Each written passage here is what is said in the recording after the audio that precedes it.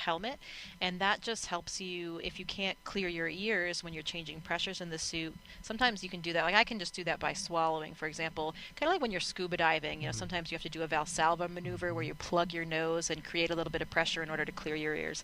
So that's what they're talking about in spacesuits, in all types of pressure suits and spacesuits. We often have these Valsalva devices, so you can lean your nose up against that device in order to block it and then get that pressurization that you might need to clear your ears. Ah, interesting.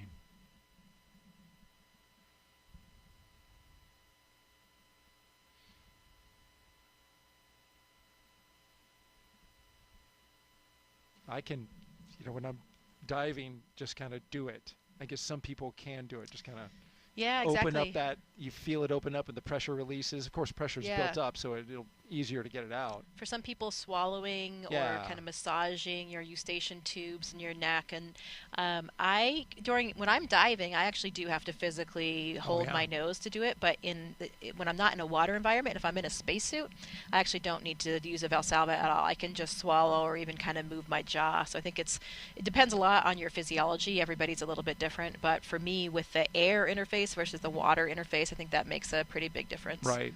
So it's more like when you fly on a plane, right? And you get up 33,000 feet. Exactly. You feel your ears clear. That is complete. Crew is ready for Section 4.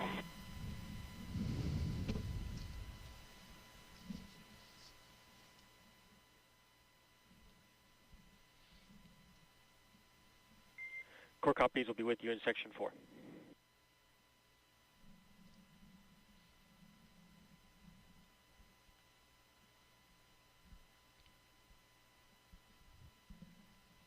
A look outside from the press site, a historic site itself for the fact that countdown clock. And Dragon SpaceX, for one more ask following that install for Valsalva, we'll look for affirmation that crew is go for hatch closure.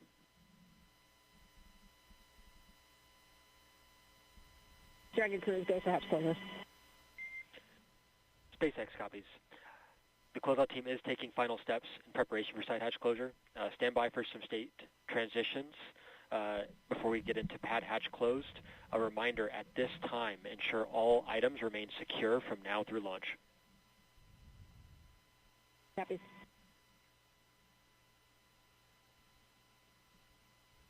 And there they are, removing the protective cover for that seal, so they're now ready to do an inspection of it and then get the hatch closed.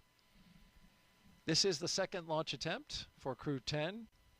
There was a launch opportunity on Wednesday, but we stood down from that one due to some ground equipment.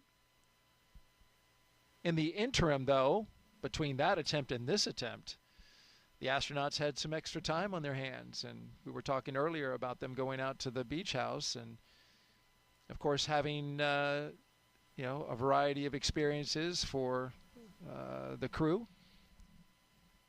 It's a time to relax, maybe a time to tell a few stories about their time in space between the two veterans, Sam McLean and I Takuya. think one of the biggest things is really just appreciating and enjoying the elements on Earth.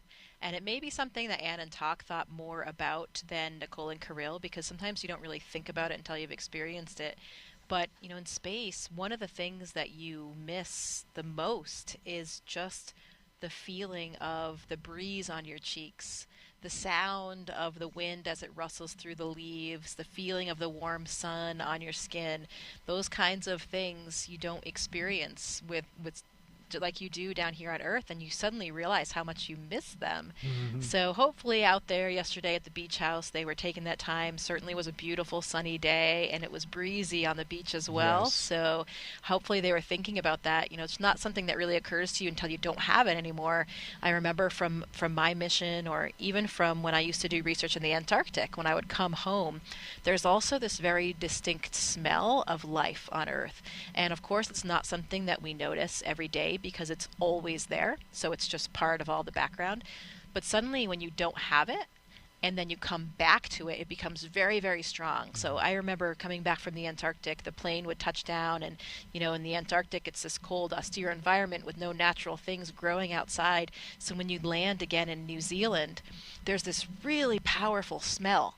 And it's just the smell of life. I think it's like the smell of the humidity in the air and all forms of life that are growing that you don't notice until you have it removed. And then it lasts only for a few minutes, so you really have to appreciate it. Like somebody will point it out to you. You appreciate, because then it's gone, and it's just full in the background again, and you don't notice it anymore. I had that experience coming back from the Antarctic, like I mentioned, also when I did a caving expedition with the European Space Agency in Italy. The same kind of thing. You didn't have any of those smells in the cave, and you come out, you're overwhelmed by it. Your sense of smell is just overwhelmed by it, and it's so fleeting, and it's gone. And the same thing coming back from space, where you're suddenly back, you land, the capsule door opens, and it's this overwhelming smell, once again, of just life. How about that? For all the excitement of going to space, it's oftentimes these things here on Earth that just give you such a feeling of nostalgia once you come back into it. And that smell of life that you're talking about, that is fascinating. There's really, as we know it right now, no place like Earth. Yeah, I mean, you don't know what you have until it's gone, right? That's right.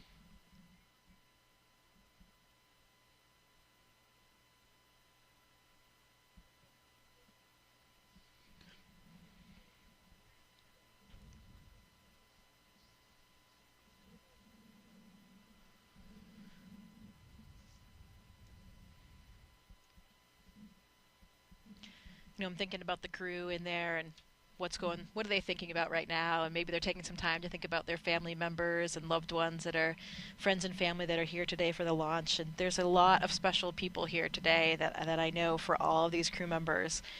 I've been able to spend quite a bit of time with Anne's family, and she has a lot of friends here as well. The Axiom 4 crew, who will be joining them on the International Space Station hopefully during this mission, they were here for the first launch attempt, but unfortunately they had to go back to training. Peggy Whitson, the commander of that mission, is a close friend of Anne's, and all 4 of those crew members were here as well.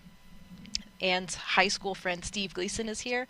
If you're not familiar with that name, he was a safety for the New Orleans Saints, and then unfortunately came down with ALS, Lou Gehrig's disease, but has become quite a notable figure and on behalf of ALS and research and support for that disease. Vapor has an incredible presence here with all of her family and her volleyball team, and I love it. I remember this when Vapor was selected as an astronaut as well. Both Anne McLean and I were actually on the selection board for Nicole Vapor's class, and I remember her family being there to celebrate their announcement. They all had matching t-shirts, and they do again today, her volleyball team as well, so a lot of spirit that they're showing. Kirill, I mentioned he has his host family from when he was a high school student in Texas, as well as friends and family members here from Russia. Dragon, SpaceX side hatch is closed, and we have begun the side hatch leak check. Copy. And Tak has a lot of friends from school and his previous jobs back in Japan, so everybody has an incredible representation of family and friends here to support them. And I bet the crew members are thinking about them a little bit. It's interesting, it's something we've talked a lot about as astronauts, that this launch day is the hardest for the loved ones, for those friends and family members. As crew members, we are so well trained in every little step along the way that we don't really have any surprises. We know what to expect, and we're pretty calm because you're just doing your job. You're doing what you're trained to do. But it's the family members that really this is the most difficult on, because they don't have that same level of training. They don't necessarily understand all the nuances, and it's their loved one sitting on the top of that rocket. So it's an interesting dichotomy, though, where I think the astronauts are quite calm, but they're probably more worried about their family members and how they're feeling than they are really about themselves right now.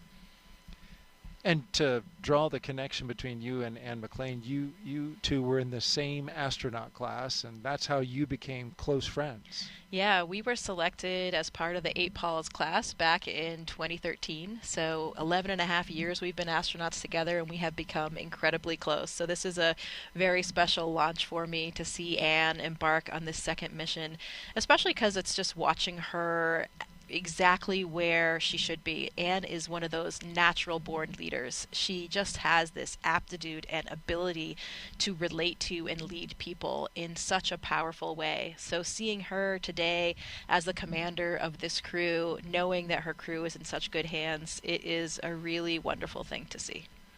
Those leadership attributes come out even in the broadcast, as I've observed her just checking in on her teammates, seeing how they're doing. And when she answers questions in press conferences, she has a strong command of how to communicate, and she communicates really well. And that's a key to being a good leader, is to be able to have strong communication skills. Yeah, she absolutely does. And when we talk about, the crew maybe thinking about their family members, I bet Anne right now is thinking about her 3 other crew members and making sure that they are comfortable and safe and, have everything that they need. I have seen her do that all throughout the training profile and throughout her time here at KSC leading up to launch as well. She's really taking care of that crew.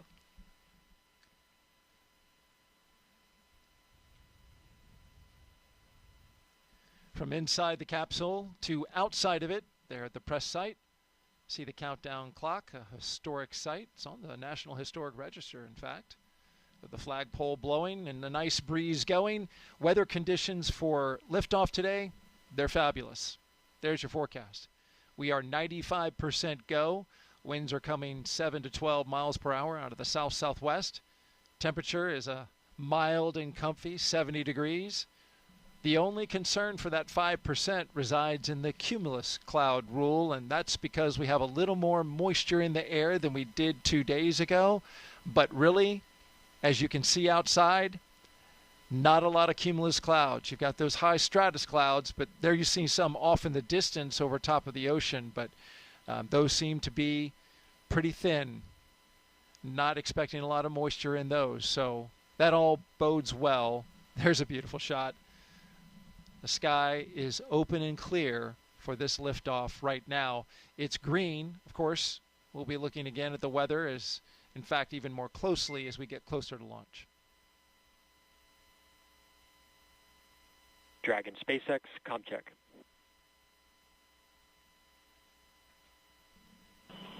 SpaceX Dragon, loud and clear. Core, loud and clear. TDRS comm check complete. Stand by for comm checks with DC, MD, and LD in the launch configuration.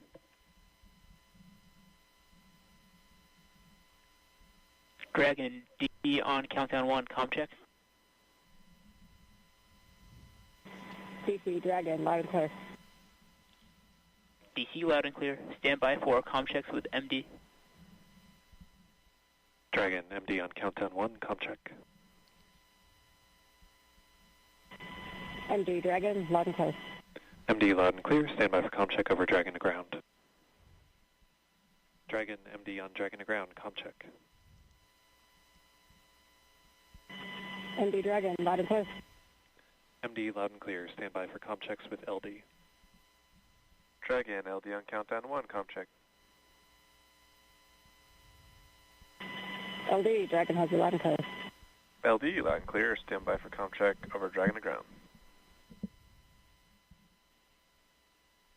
Dragon LD on Dragon to ground, comm check. LD Dragon, loud and clear. LD loud and clear.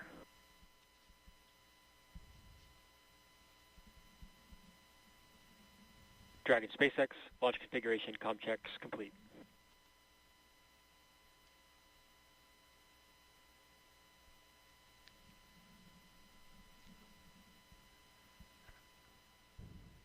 All right, with the communication checks complete, that's a good milestone that we are passing now. Able to communicate with the crew both on the ground and through the air. We're now T-minus 2 hours and 9 minutes from launch.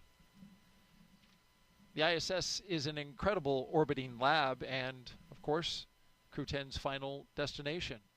Here's a closer look now at how we're getting help here on Earth from all of that revolutionary science research being done up in low Earth orbit. The the International Space Station isn't just a symbol. It's a powerhouse of cutting-edge science, constantly revealing secrets that defy Earth's limitations and drive us farther into the cosmos.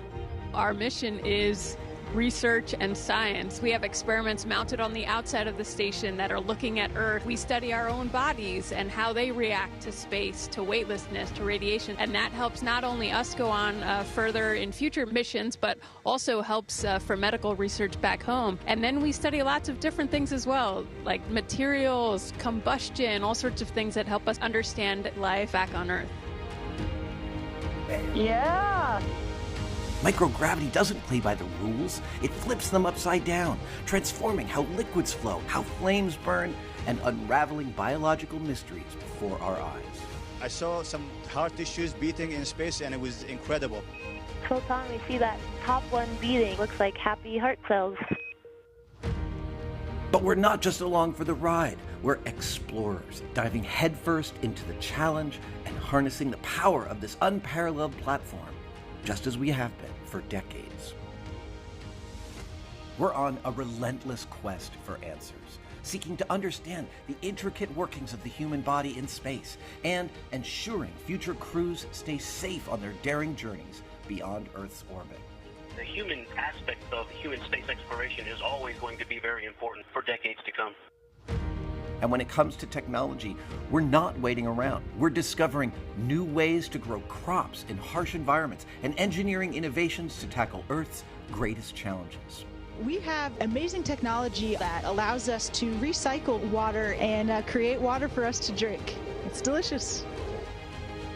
Microgravity isn't just a curiosity. It's a game changer in the fight against diseases back on Earth, paving the way for breakthroughs that benefit us all and enabling new economic opportunities in space.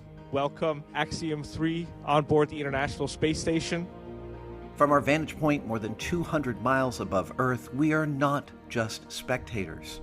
We're gaining unprecedented insights into the world we call home, and we're sharing our findings openly. We're not just achieving results today. We're sparking inspiration in future generations of explorers and embracing the power of global collaboration as we reach for the stars. What was your favorite experiment on the International Space Station? Toby, great question. My favorite experiment was the one that I got to eat. It was us growing hatch chili peppers in our plant habitat. Station Huntsville on 2, we have video in Node 1. Look at those chili peppers. And as we soar through space at 17,500 miles per hour, each moment is a step closer to unlocking the mysteries of our Earth, our universe, and propelling our pioneering spirit even farther into space.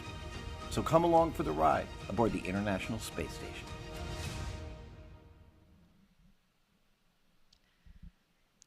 Seeing that video brings a lot of fond memories of my mission. We didn't grow peppers, but we actually grew Mizuna lettuce during my mission, and that was something that I very much enjoyed because you had something green and growing that you were taking care of.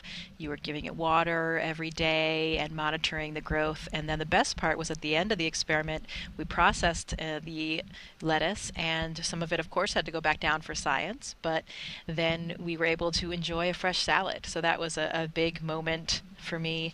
And we have so much incredible science going on the International Space Station during all increments. And there are some specific experiments I can highlight today for what this crew specifically will be doing. There are kind of two areas. We're actually gotten into the time now where we even do some science on board the Dragon before the crew docks to the International Space Station.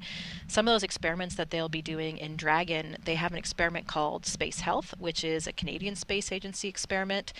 It's a biomonitoring wearable technology garment, and it's looking primarily at things like the cardiovascular system in terms of understanding more about how that system responds to microgravity to make sure that we can monitor these aspects of astronauts and keep them safe on orbit.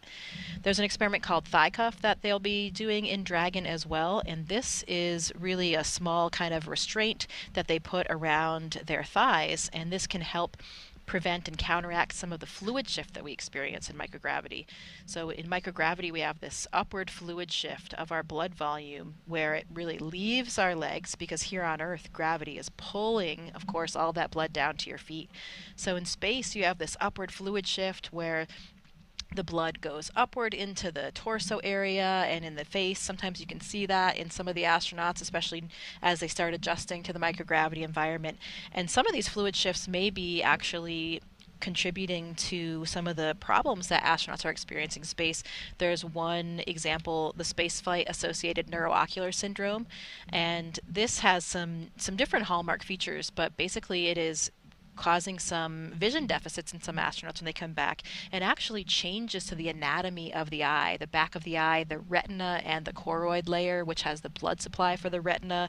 Some astronauts have an optic disc edema, so a swelling of the optic disc, and also even a flattening of the eyeball. So a flattening of the back of the eyeball actually changes the refraction and changes your vision. This was something that I actually experienced during my mission. I had a pretty severe case of SANS. Luckily, everything is kind of back to normal now, but the one lasting symptom that I have is that I have perfect vision now. When I launched to space, I actually did wear glasses and contacts, and because of that globe flattening, I now have 2015 vision that has persisted for the last 5 years. So, most expensive corrective surgery I think possible. Thank you, taxpayers. When you mentioned that on Wednesday, it really kind of surprised me that it fixed it. But then I thought about it, and for most people who know, I wear glasses. For people who also wear glasses or contacts, you can have an astigmatism, which is an irregular shaped eyeball. And I was wondering since then if that's what ends up happening. Does it then take that irregular shaped eyeball, which is more like a football, and kind of make it more into a basketball when you go to in terms of your case and getting not better? Not necessarily. In terms of my case, it's not like it's causing an astigmatism, and I didn't have an right. astigmatism. No, but I'm saying reversing it. Yeah, well, I didn't have an astigmatism to begin with. That's see. Different than just being nearsighted or farsighted. Okay. So I'm not sure actually if we have any data on people that experience SANS that have an astigmatism. That's an interesting question on how it would affect that overall shape. This is kind of just a flattening of the back of the eyeball that's normally round, so it changes that refraction, which of course changes, your prescription and changes your vision there. This crew on board Dragon will also participate in an experiment called immunity assay, and this is a new way to monitor health and immune function with a blood sample. So most of the time, historically in space, we take blood samples and we have to send them back down on Earth to be studied by scientists to evaluate them for all these different parameters, for example, immune system parameters. This is actually an in-flight assay that would allow the data to be collected in flight without going back down to the ground. So could be really important in terms of physiology and medical research, and also direct health of the astronauts as well. Yeah, because when the blood comes back down to Earth, instantly gravity is then a factor. So studying it in that microgravity environment while it's up there, yeah, right? The blood sample itself, the parameters that they're looking at, they won't be changing anymore because it's not in the human body anymore. But you're right, now, we are keeping the experiment a little bit more clean since we're never exposing anything back to that 1G environment. When the crew is on the space station, a few of the experiments they'll be participating in, one is the CIPHER study, which is a really large, comprehensive physiological study that has been kicked off in recent years here at NASA, and it's really a multidisciplinary study looking at both physiology and psychological components, and it's comparing different duration missions as well, and will be really important for that comprehensive physiology. For example, applications to SANS, like we talked about. There's an experiment called Drain Brain 2.0 that's really looking at blood flow between the heart and the brain in space and how that changes with microgravity. It involves a special neck collar that the astronauts will wear. And there are some particular flammability experiments, combustion experiments, one called Sophie Mist that the astronauts will be participating in. This is something that we do quite frequently, combustion experiments in space, because if you think about it, of course, even flames burn differently when we don't have this natural air motion and convection caused by gravity.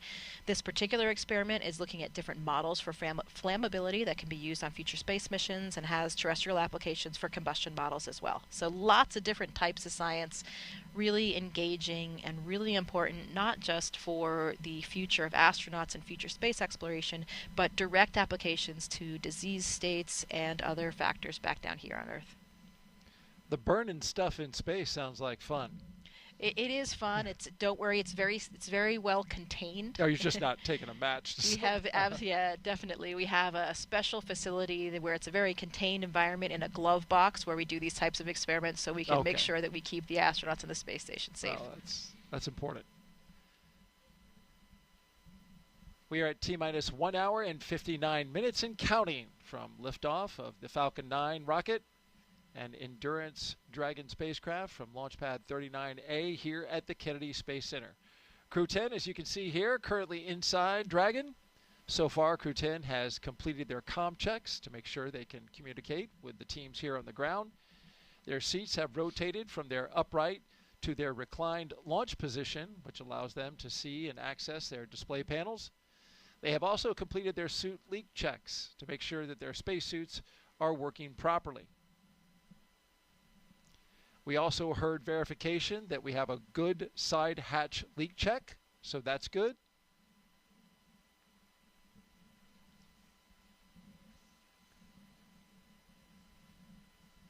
If you've been watching us since we came on the air at 3 p.m. Eastern Time, you know that we've had fantastic commentary from NASA astronaut Jessica Meir. My name's Daryl Nail. I get the pleasure and the honor to sit next to her and help document this journey to the launch pad with all of you.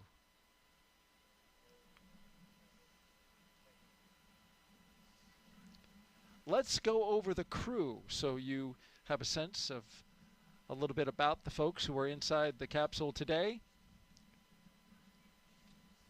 We'll start with our crew commander, Ann McLean. This NASA astronaut is a West Point graduate and U.S. Army colonel who has spent 204 days in space and completed 2 spacewalks. She's a highly decorated Master Army aviator with over 2,000 flight hours. Post-ingress briefing.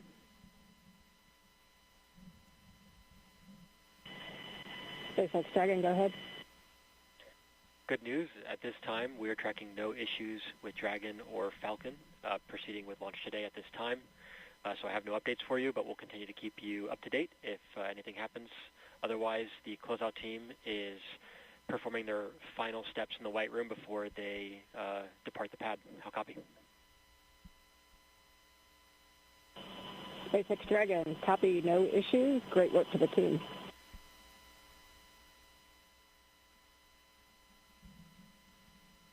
That's a great update. Working no major issues. The launch vehicle, the spacecraft, the ground systems, all good as we watch the closeout crew continue to do their work before leaving the launch complex.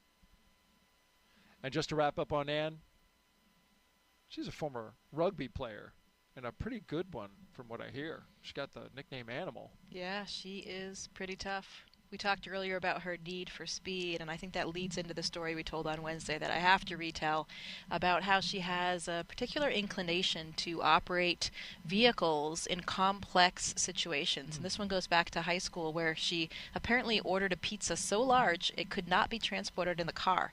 So she and her friend got in the car, they put the pizza on top of the car, and Ann, as the driver, natural commander seat of course, had her left arm up on top of the car to hold the edge of the pizza box and her right hand on the steering wheel, and her friend had her right hand up on the other side from the passenger seat. So Ann is really ready for anything, I would say, in terms of transportation and complicated vehicle setups. And where in the world is it that you can order a pizza that's as big as the roof of a car? Spokane, Washington, apparently. Apparently so, right? Wow. Colossal something, I guess they were called. Okay. Well, it's a good thing it didn't come off the roof because it sounds like it would cover an entire windshield. So good job, Ann.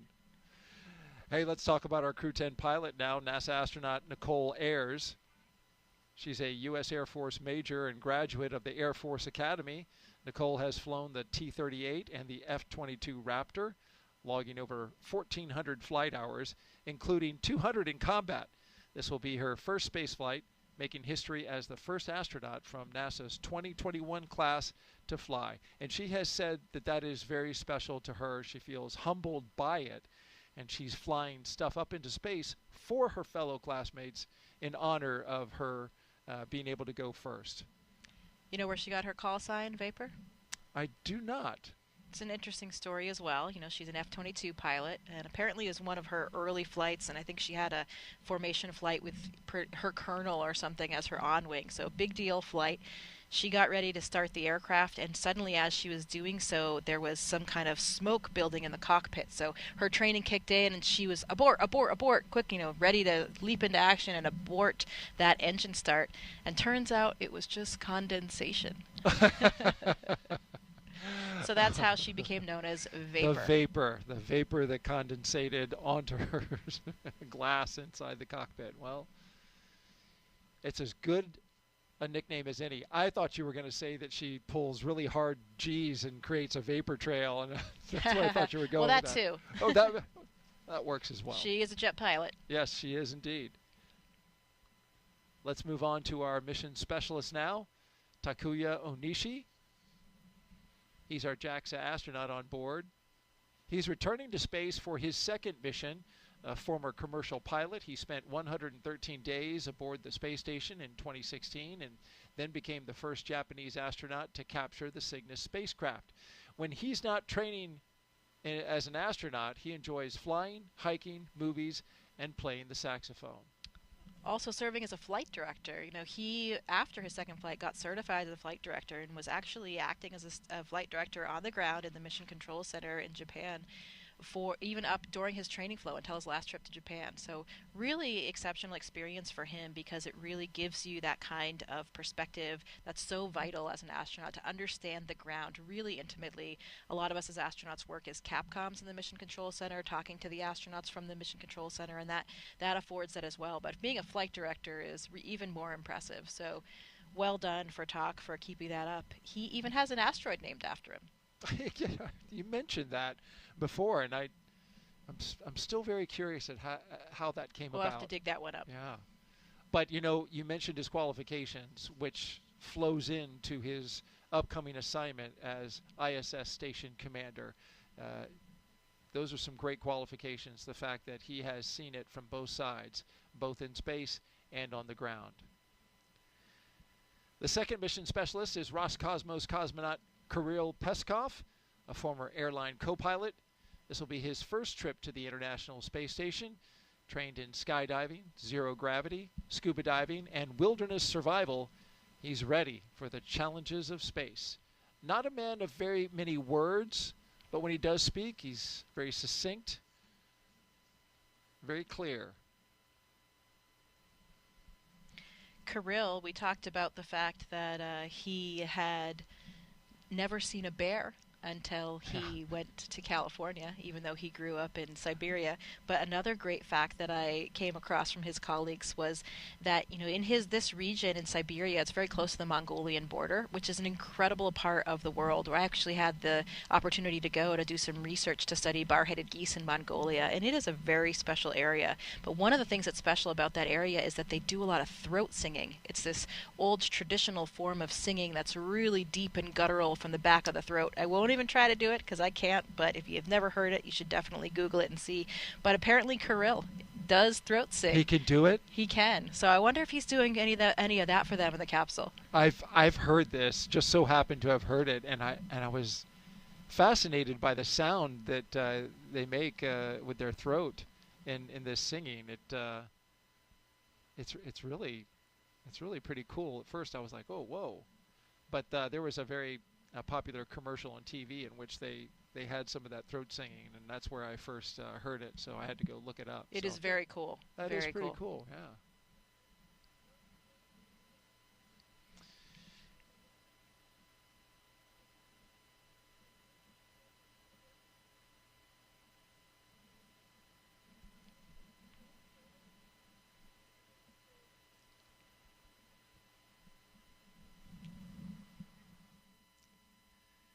We are T-minus 1 hour and 49 minutes until the liftoff of NASA's SpaceX Crew 10 mission. We have 3 astronauts and 1 cosmonaut inside of Dragon Endurance atop a Falcon 9 rocket. They're at Launch Pad 39A. They are headed to the International Space Station to help maintain the orbiting lab. Once on board the International Space Station, Crew 10 will become members, very briefly, of Expedition 72 for a few days. And there you see the members they'll be joining, Crew 9. And then they will become part of Expedition 73. They will conduct research to understand material flammability, contributing to the future spacecraft design, and study how spaceflight affects human physiology and psychology. And that's their patch. Yeah, this is an interesting one, Daryl. The Expedition 73 patch was designed to honor the science and scientists that make space exploration possible. And if you look at some of the elements on the patch here, the number 73 is a prime number and a binary palindrome. There's a good one for Pi Day for all the NASA geeks watching today. And that's represented at the base of the patch. 73 is also a star number, represented by the hexagonal shape of the patch, accented by white stars, and symbolize the crew's dedication to space exploration. The grid lines illustrate our earthly perspective from the cosmos, and finally the ISS, the International Space Station, symbolizing humanity's continued collaboration across space and time. Those grid lines to me look like something out of an 80s video game. Yeah, or the Matrix. You know, I believe Johnny Kim was the mastermind behind this mission. I believe we talked about it on Wednesday, but the way that we start a new expedition on board the International Space Station, it actually rotates not with the Dragon flights, but with the Soyuz flights. So Expedition 73 will begin on April 8th with the launch of that Soyuz mission. Sergei Ryzhikov, Alexei Zubritsky, and NASA astronaut Johnny Kim for his first flight.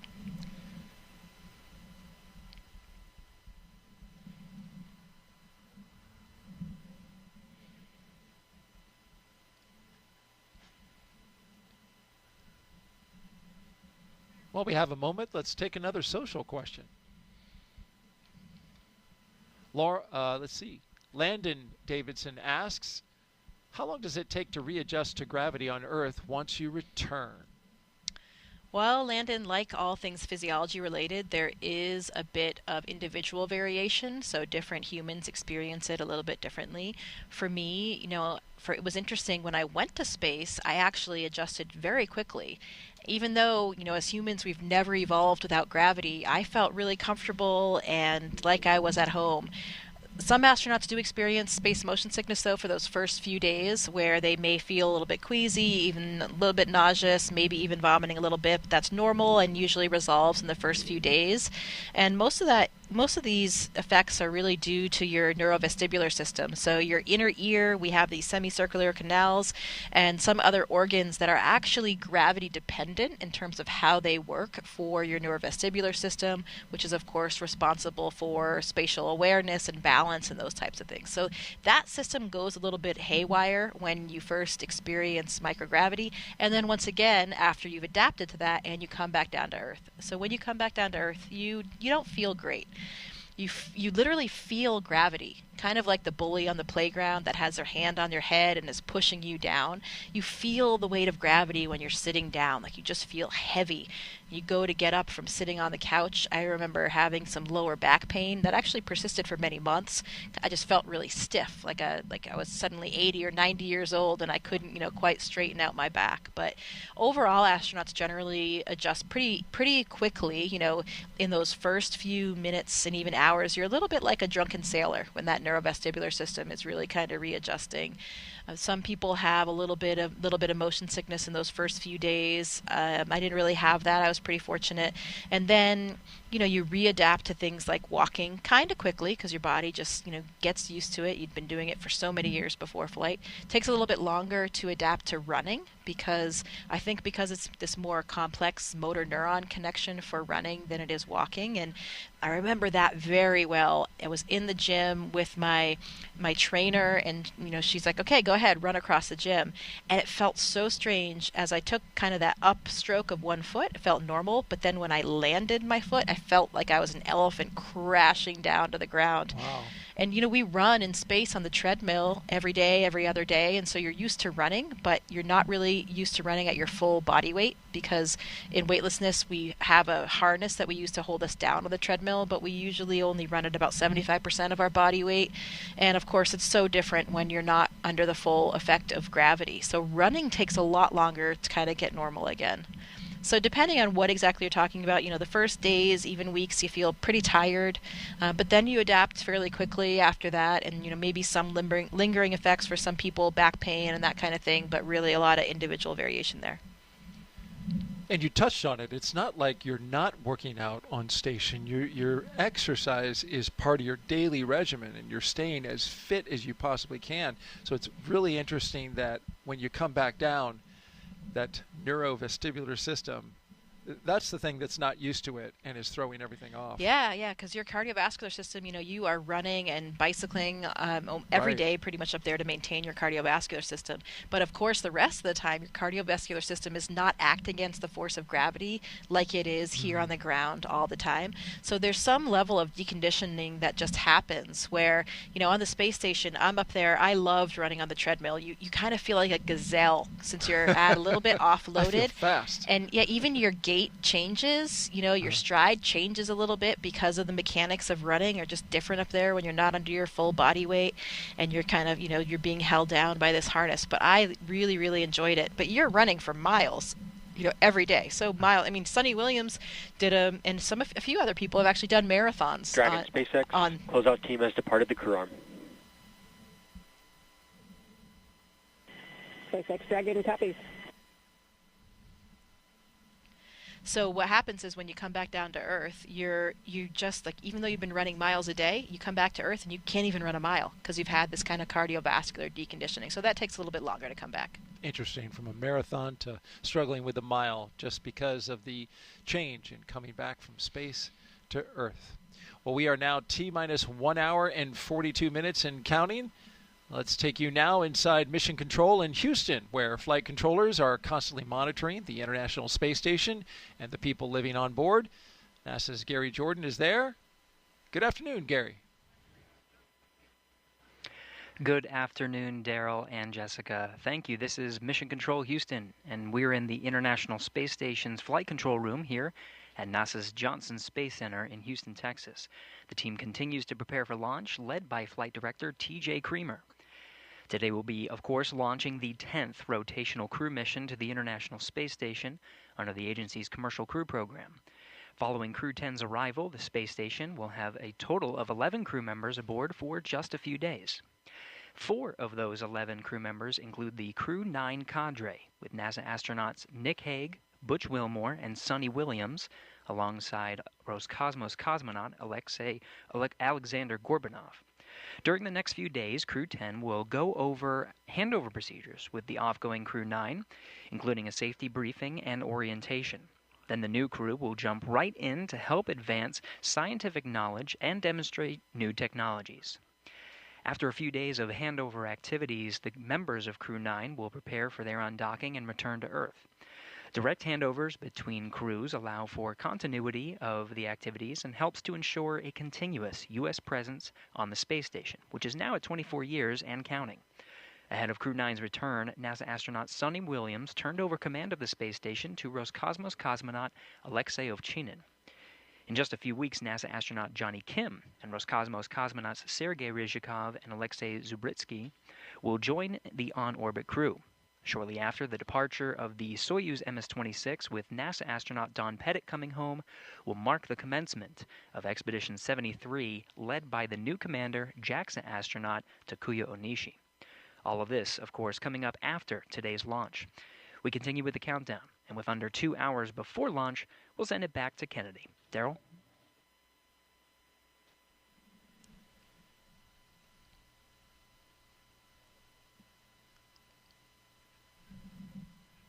If you just join us, this is live coverage of NASA and SpaceX's Crew 10 mission to the International Space Station. We're now T-minus 1 hour and 40 minutes until liftoff, and so far we've had a smooth countdown. No issues with the rocket or spacecraft, and ground systems are looking good for launch.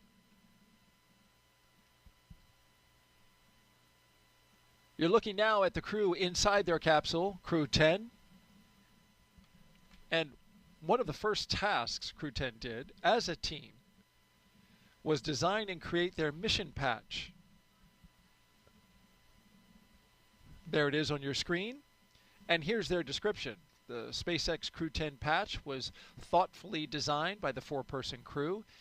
They used AI for the initial inspiration, and then a human artist perfected the design. So as you can see, as you're looking at there, it's a 10-sided patch with the Roman numeral X boldly in the center, representing the ascent and descent that they will do. It's also representing the 10th operational flight of the Dragon spacecraft. Notice the Dragon with its wings fully out in full flight. That's a nod to the 4 crew members who are all professional pilots. The stars are red, white, and blue for the flag colors of each crew member's home country, and the brightest stars represent the crew's closest family members and support system. It's a lovely patch. And it was interesting, Nicole Ayers was asked about it. She said she kicked off the design of the patch when she and her husband initially used the AI image generator to come up with some ideas, but it was really just to kind of kick off some ideas, and she took those then to the human artist, who then was able to artfully design that Crew 10 patch. And I really like that X in the middle and how it's got them ascending into space and then returning to space. It's a good one. And you can see it there represented on the flagpole. Just below the American flag flies the Crew 10 patch on the CCP flag. CCP standing for Commercial Crew Program. Yeah, it's one of the great things that we do together as a crew. Another one of those traditions like we talked about. You know, I don't know that everybody knows that we really do design those patches by ourselves. So we try to capture the elements that are important to us, special things from our professional and or personal lives, special things about the mission and timing, and just things that mean a lot to all of us as crew members. Oftentimes, you know, we are capturing the international spirit of cooperation and collaboration that's reflected by the makeup of our crew. We talked already about that 50th anniversary of the Apollo-Soyuz mission as well. All of these things really play into our patch design and thinking about what components to put there. Will you have some artistic influence in your patch if you do a patch one day? Oh, absolutely. So yeah, I did help design the patches for my previous mission and for future missions as well.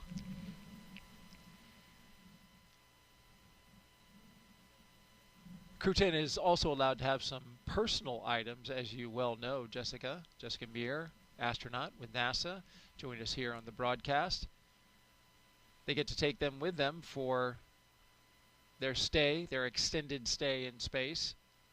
And for this crew, here's a few things that they will be taking up. Anne McLean, her and her crew were able to pack some personal gear to meet them on the ISS. It's going up on SpaceX 32 in April. She packed some sports team shirts, and those are from the schools she attended, along with some holiday gifts for the crew. Commander McLean said, most importantly, she was able to pack a memento for multiple people who worked on this flight to support her either personally or the mission as a whole. Those items will be returned to their owners after flight, and they include things like pins, necklaces, and rings. It's neat to have some jewelry that's flown in space. Takuya Onishi, he's having a lot of pictures of his family, friends, and colleagues sent up. He's also flying some banners from elementary schools he participated in when he was a small kid. Yeah, it's always fun to bring a few of those personal affects from home. You know, one of the things as astronauts that's so important to us is being able to share this mission. You know, this is not just for us as individuals or even just for us as a crew. This is really a mission for everybody.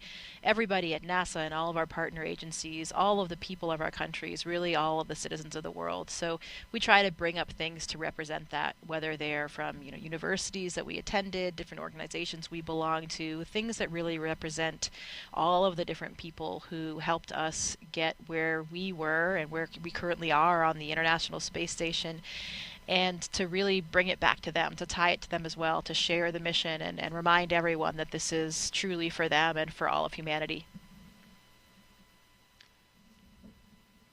And just add a note about Nicole. She said she's taking items from alma maters and the Air Force volleyball team, which you mentioned. Some of them are here today. Yeah, they are.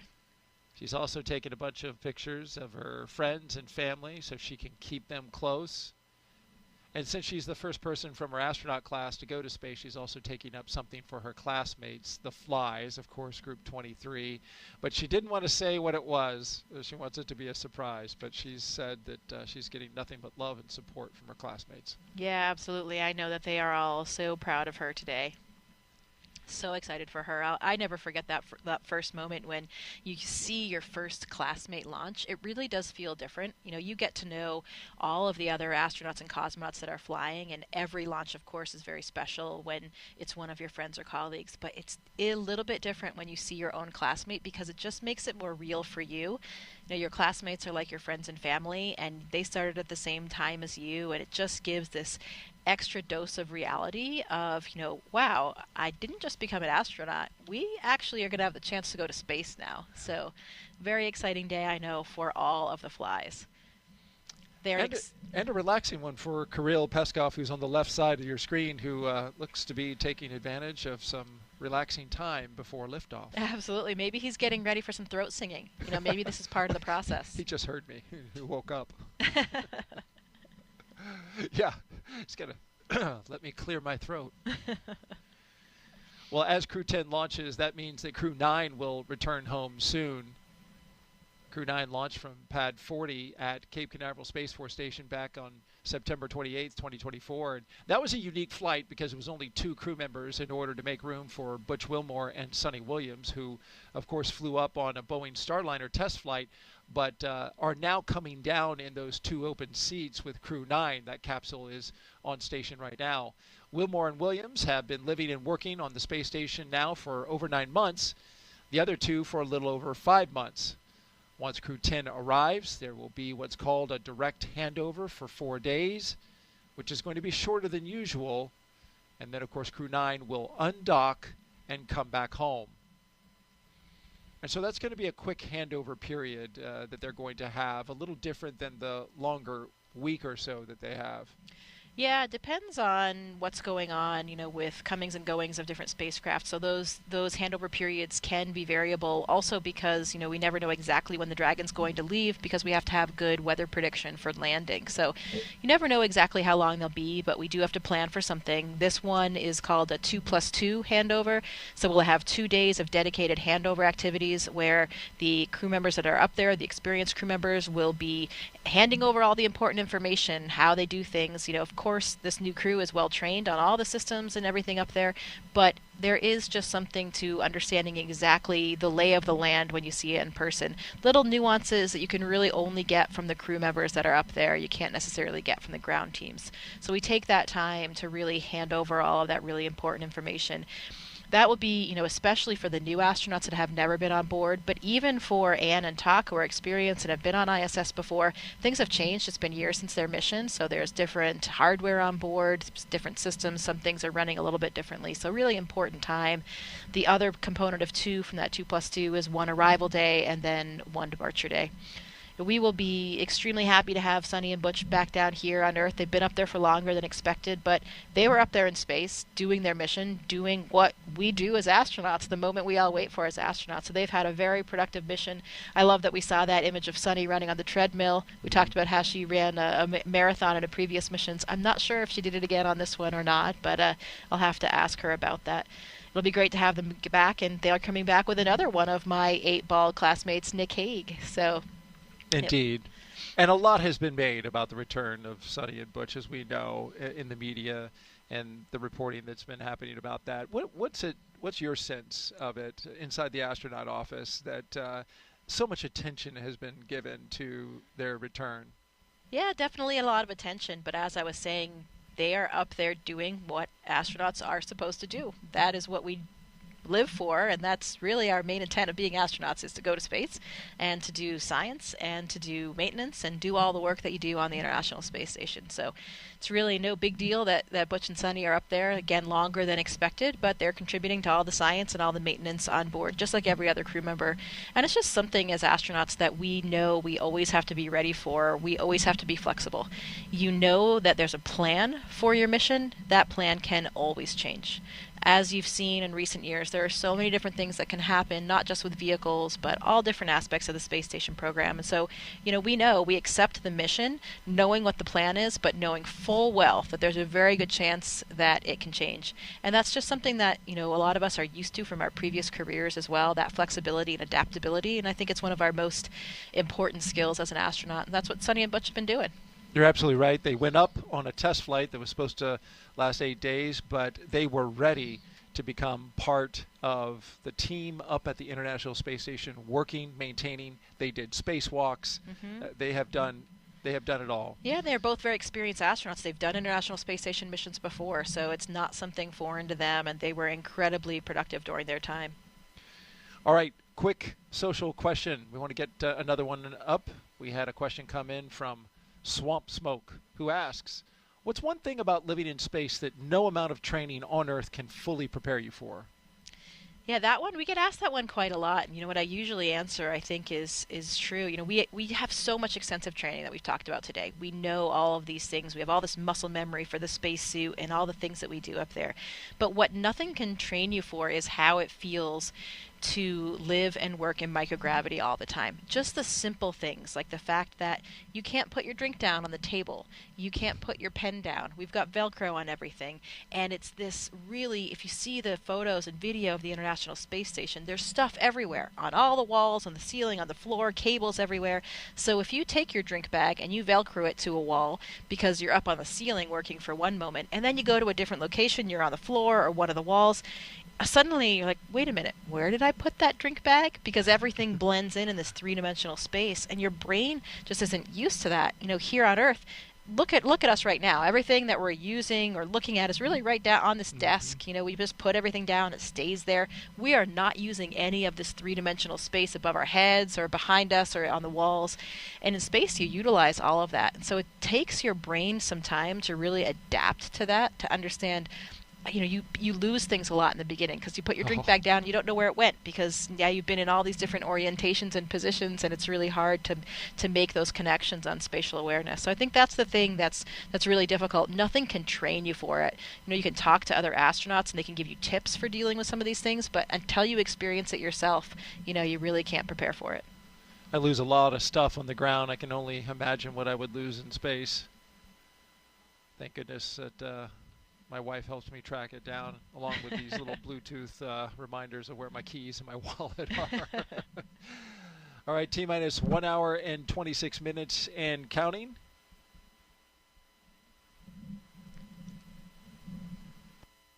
Crew 10 getting ready for their mission to the International Space Station, and there you see them from left to right.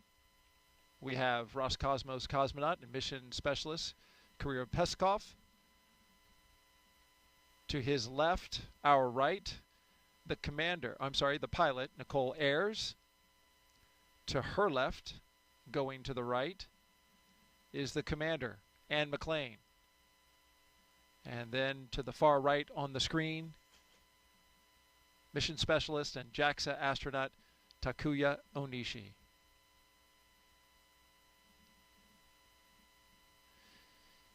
Up next, we're looking for the Launch Escape System Health Check.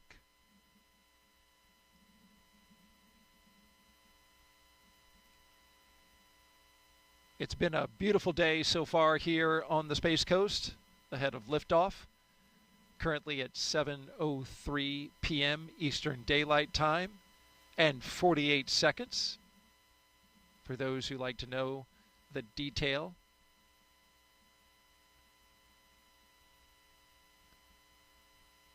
Our journey today began at astronaut crew quarters at T-minus 4 hours when the astronauts began suiting up after a good weather brief, some breakfast and health checks.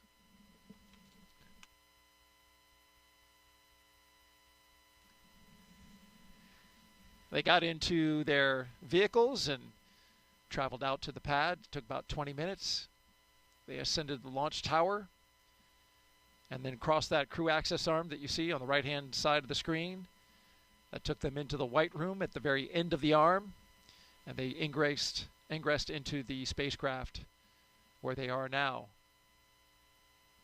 Got less than 90 minutes until liftoff. They performed this routine exactly as they did today on Wednesday during the first launch attempt. We got down to T-minus 43 minutes until we had an issue with some ground equipment and the hydraulics, where there was a trapped pocket of air inside the system. That was fixed and bled out on Thursday, and now the ground support equipment is good to go. The launch vehicle is go, and so is the spacecraft.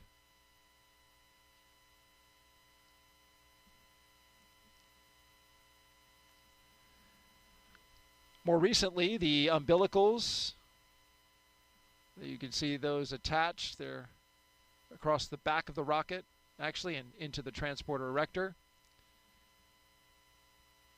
They provided some comm checks through those. We did some suit leak checks for the astronauts inside the capsule. We also did some comm checks, completed those. And the closeout team closed and sealed the hatch right after they got a leak check of its own inside the capsule to make sure that nothing would leak out. There you see it there. And that side leak hatch check is good.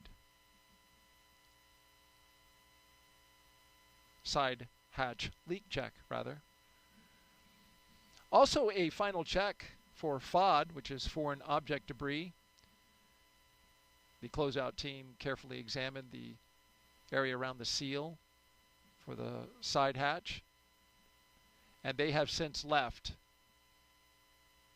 They cleared out of the blast danger area, and now the only 4 people who remain inside the perimeter of Launch Complex 39A are right there on your screen. The crew for Crew 10.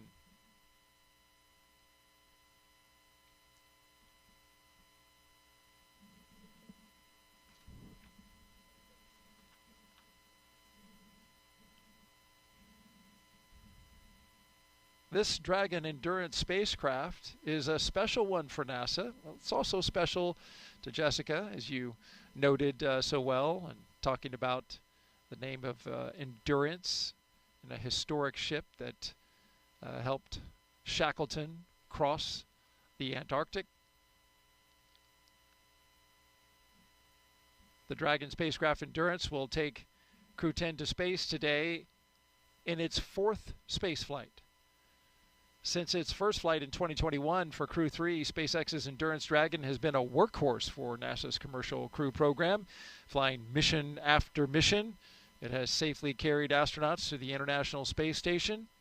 With Crew 7, Endurance proved its reliability yet again, marking its 3rd journey to orbit. In all, Endurance has flown 10 astronauts and 2 cosmonauts to and from the International Space Station. And it's supported international crews from NASA, ESA, JAXA, and Roscosmos.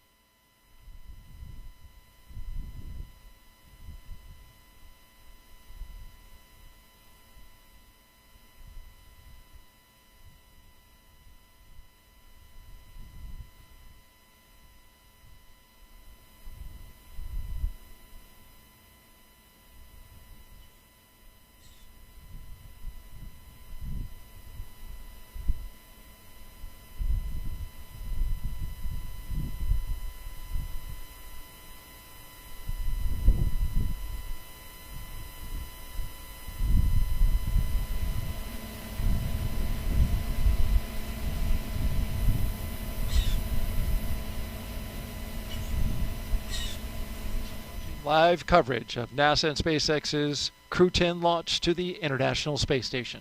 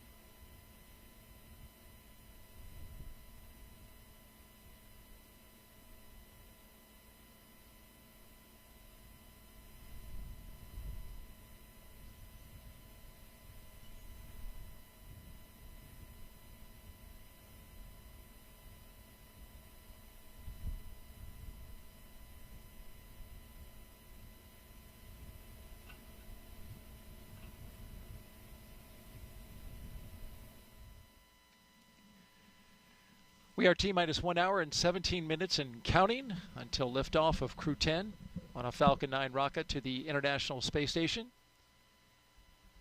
Crew 10 will be the latest crew to fly as part of NASA's Commercial Crew Program, which uses private companies to transport people to and from the orbiting lab from right here on U.S. soil. We've had a great countdown so far. What a beautiful shot. The Indian River Lagoon in the foreground. In the background, the Falcon 9 rocket and Endurance spacecraft with Crew 10 on board. Weather is 95% go. The only tiny concern is the formation of cumulus clouds, but as you can see from this view, we don't have many of those around here, and that's a good thing.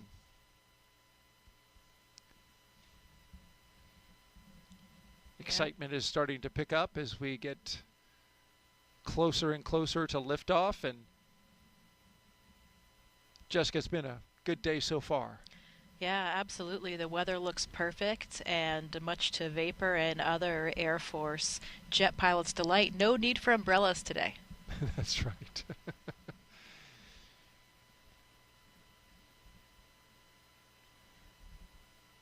Crew getting comfortable. Getting closer and closer. They're getting excited.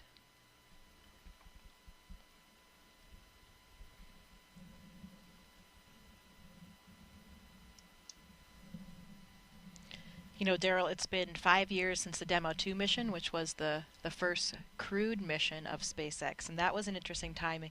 That was actually just after I left the ISS. I left in April of 2020, and Demo 2 occurred in May, and since then, we've had 11 crewed flights. This will be the 11th crewed flight. So this will be the 10th rotational flight for crew members after that Demo 2 flight. So pretty impressive that all of that has happened in that 5-year period. And another fun fact, the Demo 1 mission, which was of course the mission without a crew for that very first test of the Dragon and docking to the space station, that was when Anne McClain was on board for her first mission in 2019. So she played a very crucial role of getting in Dragon and doing all of those checkouts after that vehicle had docked to the space station. So pretty cool full circle story here of Anne being up there for that first uncrewed mission, and now in Crew 10, the 11th crewed mission in the last 5 years. So pretty impressive. How about that? She saw the first Dragon come up, and now she's on board the 11th. And for you too, right there at the beginning, you know, we're on our 10th operational mission, as you mentioned, and now when you look back, you think about just being right there at the beginning of the commercial crew program when that Dragon docked at the ISS. It was really exciting for, you know, the entire country was so thrilled to have the ability to fly to space from American soil again. Yeah, it was really wonderful to resume that aptitude to send rockets and with crew members on board from American soil again from here in Florida, and of course still trading off regularly with our Russian counterparts with Soyuz flights. So we're still continuing to fly American astronauts on the Soyuz, and as you see, we have a Russian cosmonaut on the Dragon today. So really nice that we maintain this spirit of international cooperation on board the International Space Station.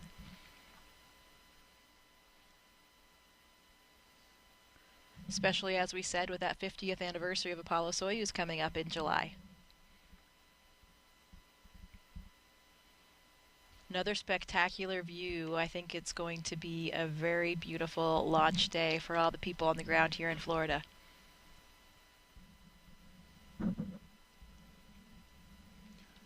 Absolutely, we are headed in that direction.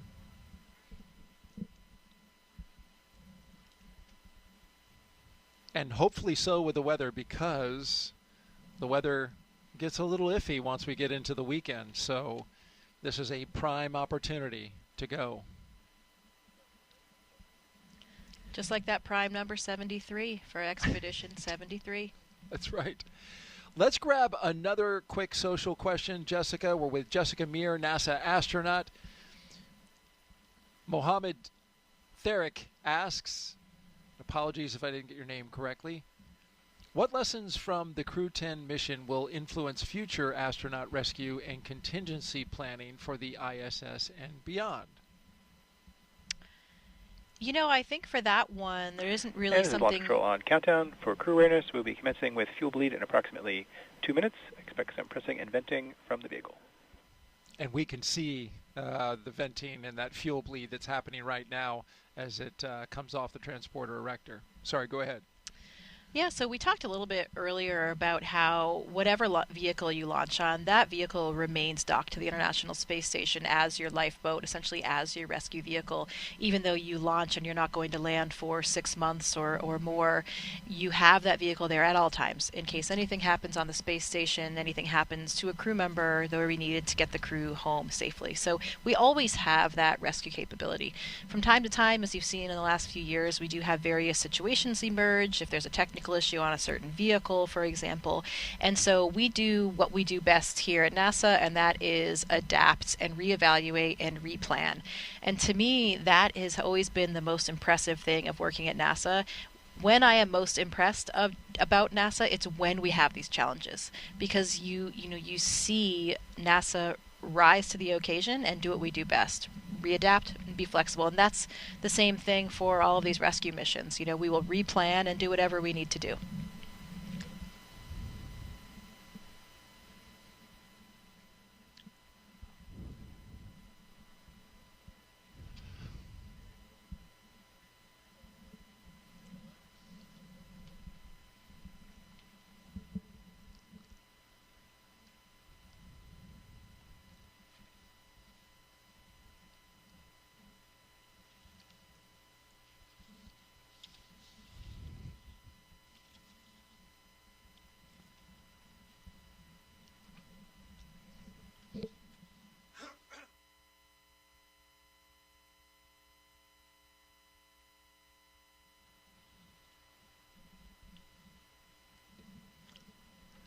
Good afternoon. You're watching live launch coverage of NASA and SpaceX's 10th rotational flight to the International Space Station. I'm NASA's Daryl Nail, and with us again today is NASA astronaut Jessica Meir. It's great to have you back again. Thanks, Daryl. It is wonderful to be here. Sending your friends and colleagues up to space is always the best thing that you can do as an astronaut here on the ground. So I'm so excited to be here playing a role in all of it. And a big reason that you're here to see your good friend Anne McClain off to space. Liftoff for her and the rest of the crew is at 7:03 p.m. Eastern Time from here at Launchpad 39A. But before we continue our coverage, a quick reminder about Jessica's experience in space. Take a look back to 2019. Jessica Meir and Christina Cook made history with the first all-women spacewalk, the 221st for Space Station Assembly. 2 years later, Jessica served as astronaut support person for Crew 10, or Crew 2 rather. There you see her, number 38, helping the team all the way to the pad. Then she went over to pad 39B, where she rehearsed with the Artemis 2 crew. A great time with the astronauts was had, but this time this crew was practicing to go to the moon. You know, I really like this video because it shows the enthusiasm that we all bring to the roles, whether it's a support role or whether it's a crew itself. You know, there is nothing better than sending your friends off to space, as I just said. So one of the most interesting things about our job as astronauts is doing different things all the time. It is an incredible time to be an astronaut right now, where we have so many different vehicles we can launch on. The Soyuz, like I launched on, the SpaceX Dragon that you're watching here today. Soon, hopefully, coming up next year, the Artemis 2 vehicle will launch and send our first astronauts to an orbit around the moon. So it's a very exciting time for us. We certainly have a lot to look forward here on the Space Coast and for the United States space program. Some background, though, on today's launch attempt. It is the second launch attempt for Crew 10.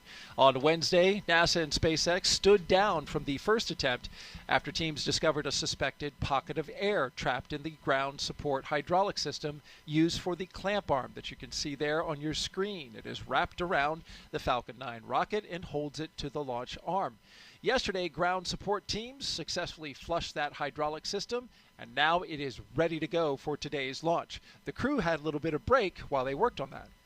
Yeah, they did. The crew was able to relax yesterday. I think it was a very fortuitous opportunity because, you know, the day before you launch, they're still probably doing all of these things that are giving them a little bit of stress, dealing with last-minute issues.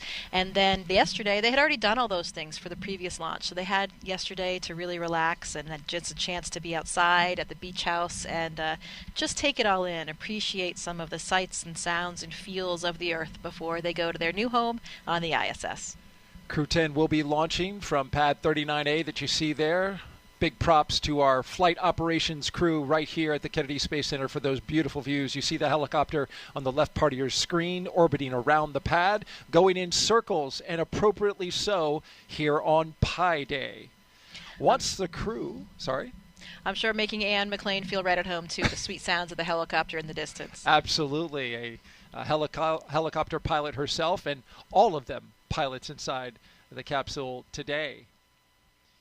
In a little over an hour, this spacecraft and rocket will lift off. So let's take you through the rest of their launch day previously leading up to this moment. After waking up and having a bite to eat, SpaceX helped Crew 10 into their suits, as you can see here inside the historic crew quarters suit-up room.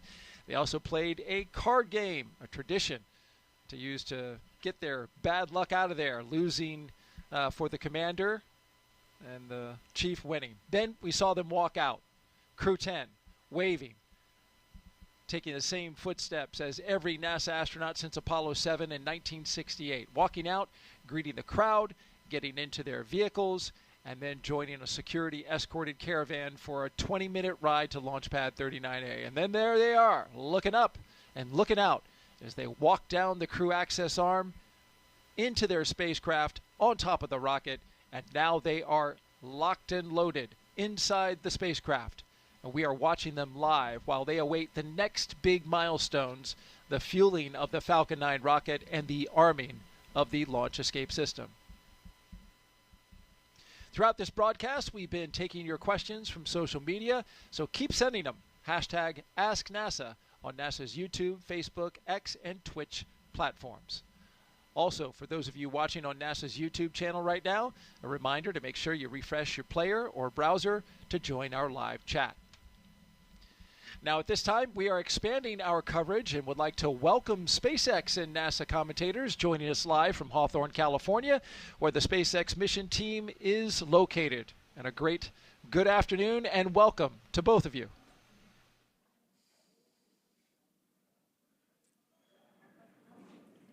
Thanks, Daryl.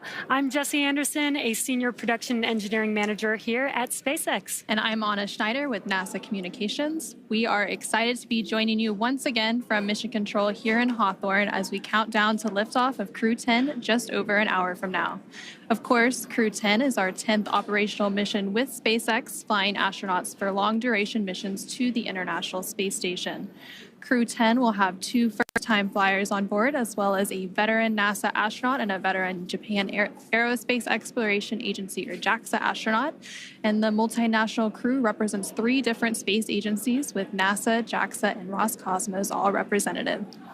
Today's crew will fly aboard the Dragon spacecraft named Endurance, which previously flew the Crew 3, Crew 5, and Crew 7 missions.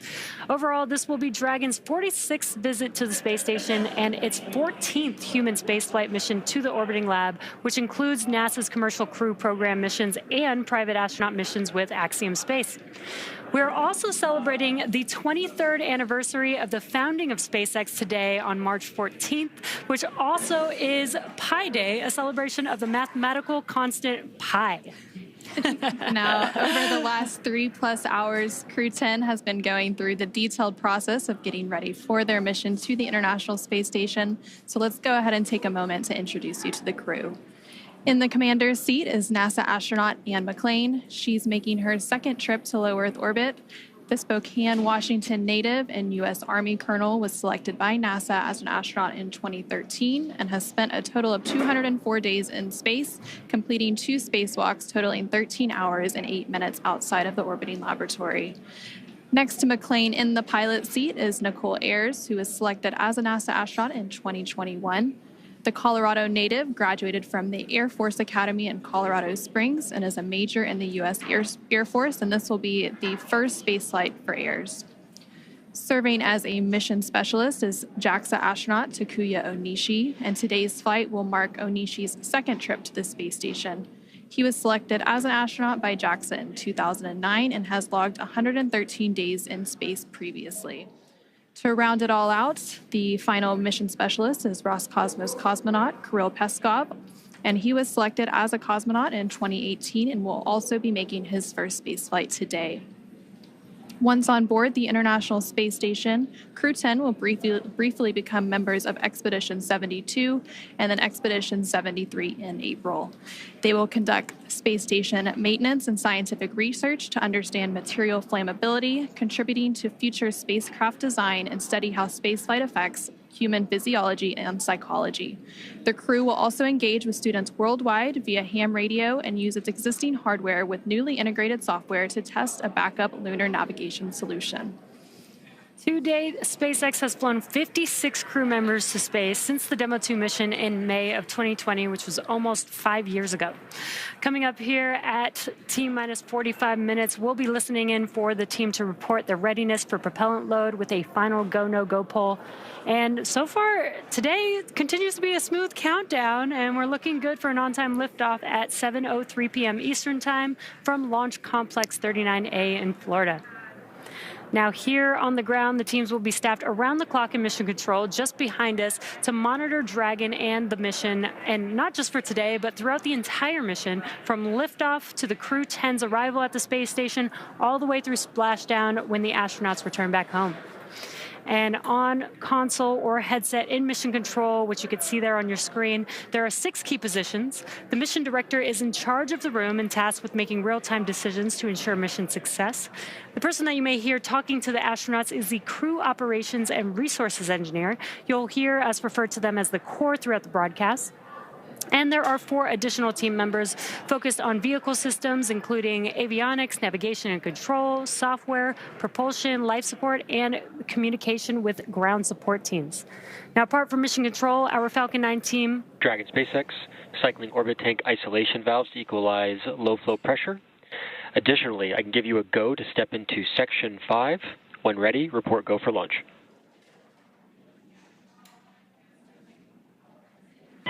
SpaceX Dragon, copy Section 5 and work. Just pausing for some comms between the core and Crew 10. Now, apart from Mission Control, our Falcon 9 team is currently located in the Launch and Landing Control Center at Hangar X. And we are now less than an hour until launch, and they are settling in for final checkouts, propellant loading, and getting ready for launch itself. Yep, and NASA has its very own set of team members at NASA's Mission Control Center in Houston, Texas, who have been preparing the International Space Station for Dragon's arrival. The teams in Mission Control Houston recently gave their go for launch, confirming that the station is ready to receive Dragon and the new crew. Following liftoff today's flight, the space station will take about 28 hours, with Dragon flying autonomously the entire way. Docking is targeted for 11:30 p.m. Eastern, 8:30 p.m. Pacific, tomorrow, March 15th. And just like autopilot on a commercial aircraft, the crew always has the ability to take manual control of the spacecraft if needed. And before all of that happens, as the booster returns to the launch site and slows down from supersonic speeds, people in the immediate area may hear a brief double clap of a thunder-like sound known as a sonic boom. Similar sonic booms like this were heard during the return and landing of the space shuttle, and sonic booms like these are one of the hallmarks of reusable systems like Falcon. Here's what some of these booster returns have looked and sounded like on previous missions. I know a lot of people will be excited when they hear the sonic boom. And these are going to provide quite a show because you're going to hear the sonic booms.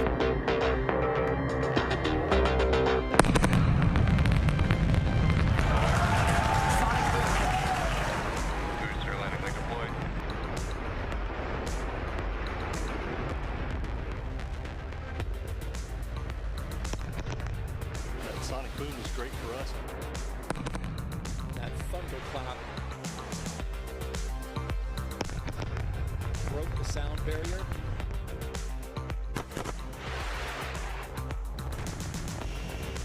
Side booster separation confirmed.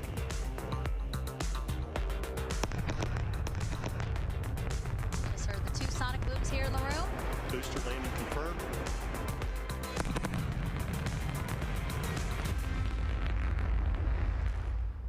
We are now at T-minus 57 minutes and counting to today's launch. While we wait, let's check in with NASA's Gary Jordan at Johnson Space Center to see how things are shaping up at Mission Control in Houston.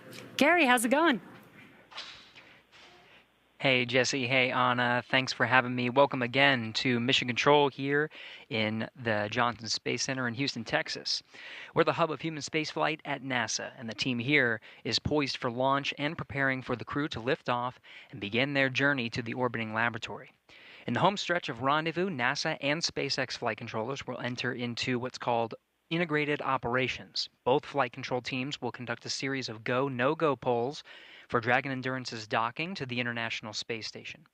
Rotation missions like Crew 10 help NASA continue to maximize the important research and technology demonstrations made possible only in the International Space Station's unique microgravity environment.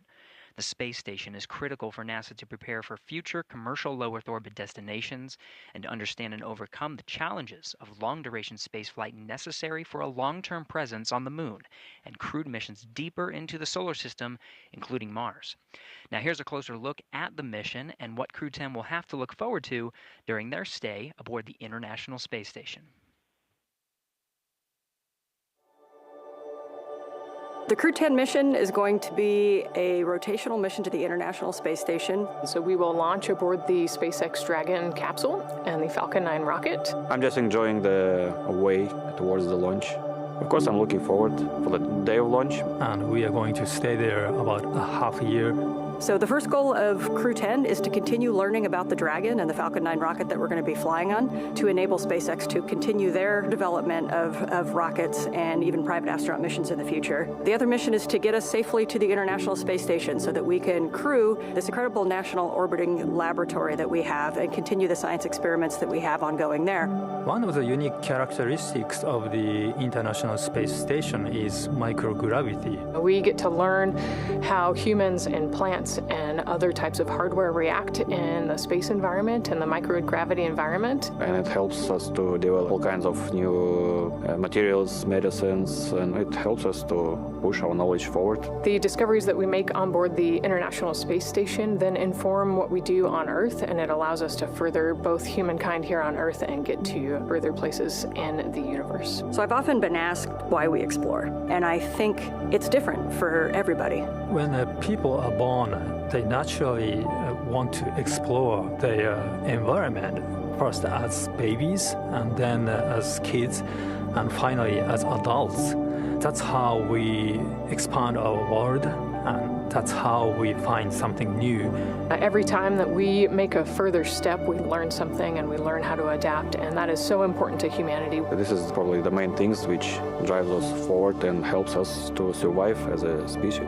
There are so many unknowns in space, and as explorers and as humans, we want to find out what's in that unknown. For me, it's the fact that I get to be a small piece of figuring out what the unknown is and taking that next step to get to the moon and to Mars and the Artemis program. Our ultimate goal is to go to Mars, but it's not an easy journey, and when we face a new challenge, we must solve it step by step. I think that's one of the biggest benefits of the International Space Station. We're outside of the atmosphere, and now we don't have the protection of the atmosphere. What happens, and how do we better prepare our people, our hardware, our food, our water systems for that deep space exploration? It's really important on the space station that we learn those lessons now when we're in low Earth orbit. That way we know what we need to bring with us when we go onto the moon with the Artemis program.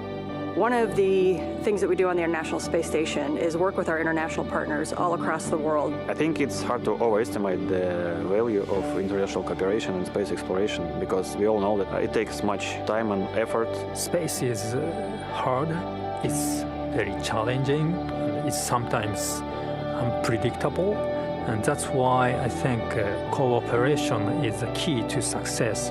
The International Space Station wouldn't be international without all of our partners. And our goal is to be a beacon of hope for all of humankind, so that people can look and say, this is what we can accomplish when we work together. T-minus 52 minutes and counting. We just pulled go for NASA and SpaceX to begin propellant load at T-minus 35 minutes. A great update there to our milestones. We now have NASA's Megan Cruz live from a nearby launch viewing location here at Kennedy Space Center. Megan. Hey, yeah, back here again today, and the weather is as beautiful as it was Wednesday, and the crowd as excited as ever to see liftoff in less than an hour. Now, we again want to bring in Mike Ravenscroft with NASA's Commercial Crew Program. He's on console working the launch today over at Cape Canaveral Space Force Station. Mike, great to have you back. Hi, Megan. Happy to be here. All right, so again, thanks for stepping off console. When we spoke during Wednesday's launch attempt, there was a ground hydraulics issue. What was done to resolve that to get us to launch today? Yeah, Megan. So the team worked really hard on Wednesday during that first attempt to resolve the issue. Unfortunately, we weren't able to get there. So the teams, the SpaceX and NASA team, met Wednesday evening, Wednesday night, and developed a troubleshooting plan to go ahead and restore this system back to operational. So we went ahead and met, and Thursday they went off and executed that plan. They went ahead and opened up some of the valves, did some inspections, opened up some of the valves, and went ahead and bled the system. And then they did perform checkouts and performed the checkouts, and the system was nominal at that point. So we got back here today on launch countdown and did some additional checkouts, normal checkouts that are performed on day of launch, and everything's checking out good.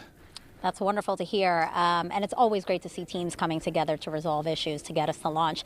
Now, as CCP's Launch Vehicle Systems Office Manager, you were also part of keeping an eye on today's booster, correct, which is flying for its second time? Yeah, Megan, so we watched that booster from the beginning when it's starting to be built, the whole way through production, the whole way through all the testing that's performed, even before it's getting that first launch, which occurred in December for the Empower-E mission. So we track all that, track all the issues that come out from all that in the first flight, and we review all that data.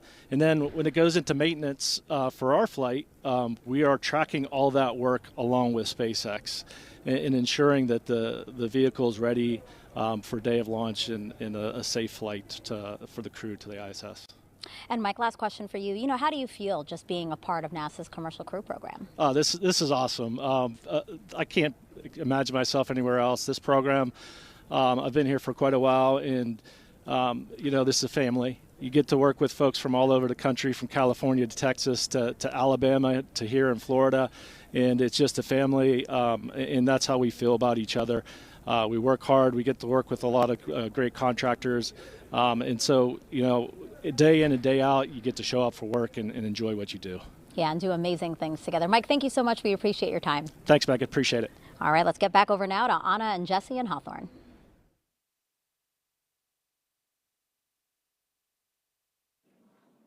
Thanks, Megan. Falcon 9 is the first orbital-class rocket capable of reflight. Together, Falcon 9 and Falcon Heavy have completed more than 450 launches and over 380 reflights. And today, the booster will be attempting to land at Landing Zone 1, which is just down the coast from the Kennedy Space Center in Florida. This will be the second flight of the first stage booster supporting the Crew 10 mission. Rapid reusability drastically reduces launch costs, helps increase launch frequency, and enables a wide array of new government, commercial, and scientific opportunities in space. Lowering the cost of access to space is helping take humanity's next steps into the solar system, whether in low Earth orbit, interplanetary, or even deep space.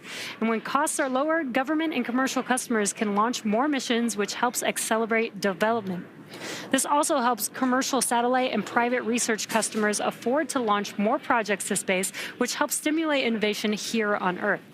All of this to say, reusability is the key innovation that is making space more accessible for the industry as a whole.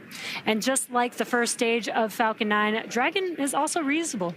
The reusable Dragon spacecraft has flown people to the International Space Station 13 times. And as we mentioned earlier, today's crew will fly aboard the same Dragon that previously flew the Crew 3, Crew 5, and Crew 7 missions. But back to today's mission. We are coming up on T-minus 48 minutes to launch, and our teams are carefully moving through the pre-flight process. Now, a lot of preparations have brought us to this point, including a dry dress rehearsal, static fire on Sunday, and an initial launch attempt on Wednesday. Now, we did stand down from that attempt due to a hydraulic system issue, but the teams completed inspections of the ground support hydraulic system used for the clamp arm supporting the Falcon 9 rocket and successfully flushed a suspected pocket of trapped air in the system. Now, all of that hard work brings us to today's launch, and next up in our the team has pulled go for LES arm, propellant load, and launch.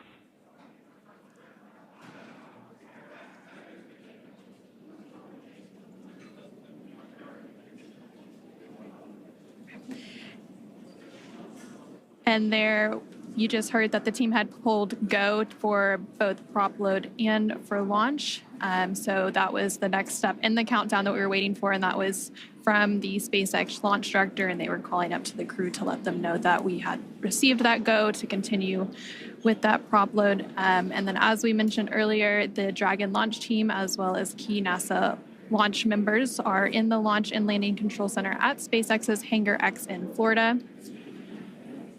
And the launch director will also check in with the Dragon mission director, referred to as the MD, and the NASA launch manager to make sure everyone is on the same page and everyone is ready to move forward. Again, there's a lot of teams and a lot of moving parts to getting a launch off the ground. And so leading up to the final stages of launch today, you will hear various check-ins on that process. So right now, there on your screen, you can see Crew 10. They are on board Dragon, waiting to get the green light to stow the crew arm for the launch and arm the launch escape system. And we did just hear that go, so we should start getting a good view of that access arm moving away from the spacecraft pretty soon. Now, on the range side of things, the range continues to be go for launch, monitoring the clearance area surrounding our launch pad, as well as the air and sea space along the flight corridor. And as you can see in your on the left-hand corner of your screen, the weather is looking great for today's launch. Overall, weather is trending in the right direction, and we currently have less than a 5% chance of violation at our target liftoff time today, which is great. Our teams will continue to keep an eye on the weather, but we'll have a final pre-fueling weather briefing in about 20 seconds from now at the T-minus 45 minute mark. Now, weather is forecasted to be excellent on the Space Coast heading into today's launch opportunity. And again, the current forecast is greater than 95% chance of acceptable conditions at launch. Now, weather along the Atlantic T-minus coast... 45 minutes. Both control rooms go into lockdown and remain in that state until the launch escape system is disarmed. All operators are to remain at their console and maintain a sterile cockpit until MD confirms successful disarming of the launch escape system following orbit insertion or propellant offload in the event of a scrub. For non-urgent no-go conditions, brief the CE or LD and they'll approve aborting the countdown. For urgent issues affecting the safety of the operation, operators shall call hold on the countdown net. Launch control will abort the launch auto sequence immediately and proceed into the launch abort auto sequence. At T-minus 10 seconds, launch control will be hands-off, relying on automated abort criteria for the remainder of the count. Operators advise the launch director whether structural breakup or fire is imminent or occurring per Dragon manual escape flight rules. Launch control, you may proceed with arming the crew for movement. Crew access arm retraction starting. And that was the launch director performing a briefing with the crew. Sounds like everything is go for launch, and we're going to start seeing that crew access arm moving away from the vehicle here shortly. We should also see propellant load getting underway in just a few minutes as well. Again, our teams are staffed around the clock in Mission Control here in Hawthorne, Mission Control in Houston, as well as the Launch Control Center to monitor Dragon throughout its entire mission from liftoff all the way to Crew 10's arrival at the space station and then on its return home to Earth. And there you're seeing some great shots of the crew access arm pulling away from Dragon. Clear skies as far as the eye can see. Perfect weather for today's launch. Getting exciting over here.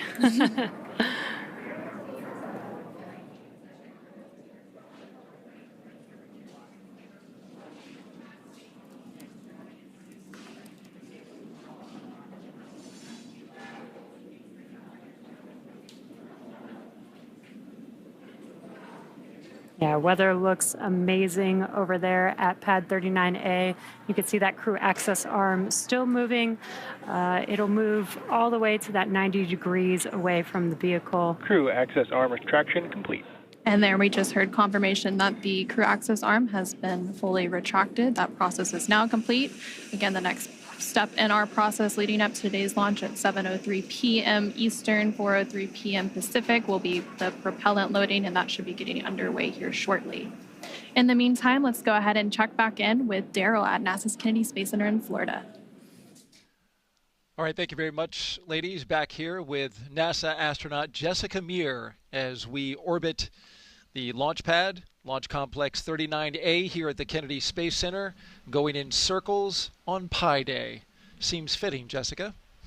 Absolutely, it does. This is the day for it. We've got a few milestones coming up here in the next few minutes.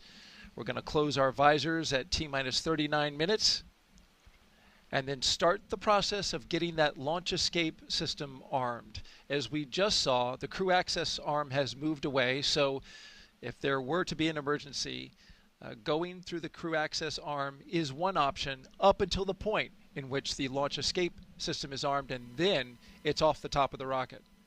Yeah, that's right. That launch escape arm could actually swing back in just about 30 seconds, and during that time, the crew would actually be unbuckling their seatbelts and getting ready to egress, so that timing would work out. Just closed, arming the launch escape system. Copy, Dragon. You are go for 6.6 arm launch escape.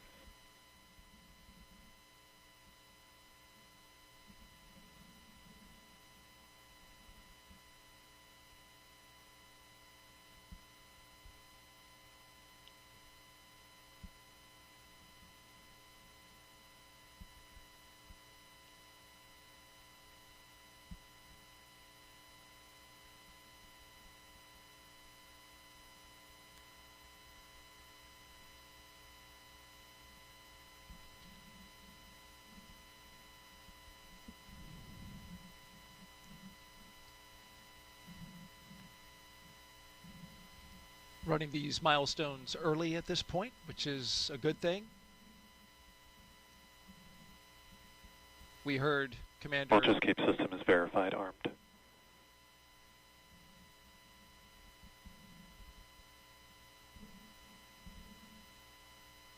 there we have the verification that the launch escape system is armed, a high energy system that could be very much needed in case something were to happen to the rocket. Yeah, that's something that the astronauts on board can actually hear. They can hear it being armed. They get this sort of loud thump that they hear. And of course, that launch escape system, it consists of 8 Super Draco thrusters. It's only used for an abort in this case. And it's armed 2 minutes before the loading of the fuel. And I'm wondering about your thoughts in this moment as you hear Commander Ann McLean get these systems ready. Your friend, your fellow classmate, getting ready to go. Yeah, I think things are getting very real right now. It's really interesting on launch day. You know, I know from my own experience, sometimes you actually have to remind yourself that it's actually launch day because you have been through this whole series of readiness and all of these checks and all the comm checks and all the physical actions so many times in various simulations. I remember on my launch, I really did have to remind myself, I'm looking at my monitor, I'm going through all of these different cues and the procedures, but then I would hear something, maybe the groan of the fuel in the lines or a slight movement of the rocket, and that was what made me realize, oh, wait a minute. At the end of this one, I'm not going to be going home and going to dinner. I will be in space. So perhaps that realization is kind of setting in for these 3 astronauts and cosmonaut. I'm sure it's a little bit different for Ann and Tak, who have gone through a launch before. Totally new for Nicole and Kirill. So a really nice blend of experience in that Dragon capsule today. And a beautiful scene outside as we head towards sunset. We'll be lifting off just before then at 7:03 p.m. Eastern Daylight Time. Sunset right around 7:30. It should make for a beautiful launch for those who are gathered in the area to watch. The sky will become lit up as the sun dances with the exhaust from the Falcon 9 rocket. These launch escape systems that we're talking about are, of course, a vital component of any vehicle that contains astronauts on board. And it's something that we hope, of course, to never have to use. But the few times historically when we have had to use them also provide such a testament, such a great test of that system. I remember very well Nick Hague and Alexei Ovchinin's abort on the Soyuz that happened in 2018. I was in training at the time in Star City, and that abort happened when they were at about 30 miles up, and they ended up going up to about 50 miles and then landing safely due to the very reliable, highly functioning abort system. Search and rescue teams were there to pull them out in about 10 minutes. And a really stressful day, of course, for everybody. And Kingsley venting for propellant load.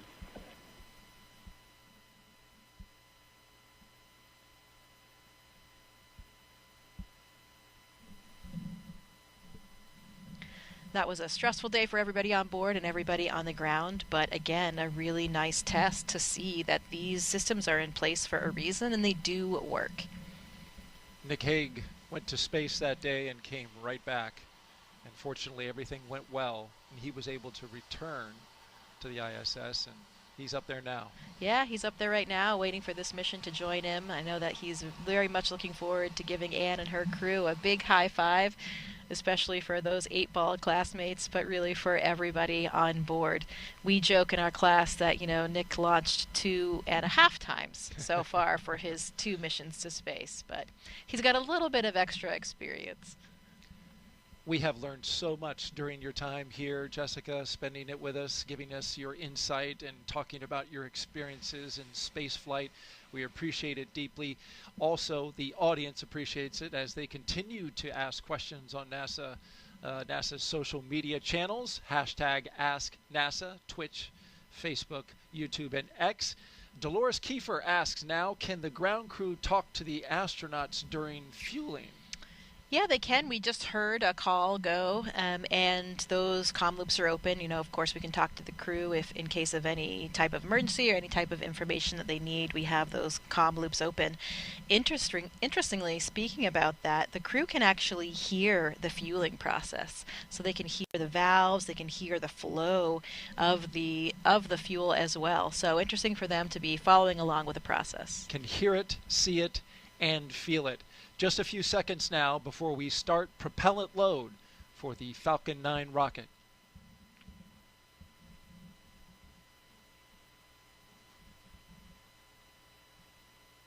The launch auto sequence has started.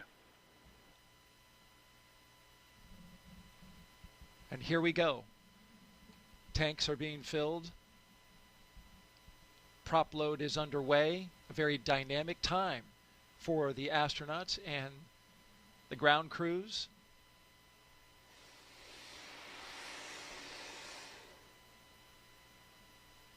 For this countdown today, we got a little further and have gone further than our attempt on Wednesday, which stopped at T-minus 43 minutes. We are now T-minus 34 minutes, and everything is looking good.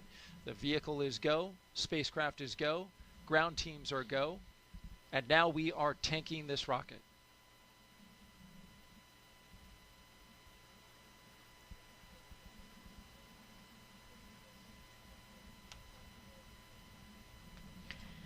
So this crew is hearing those sounds. As we mentioned, they can hear the fuel flowing through the valves and flowing through the pipelines. And this is a rocket-grade kerosene called RP1 and also liquid oxygen. That is the fuel for this powerful Falcon 9 rocket today.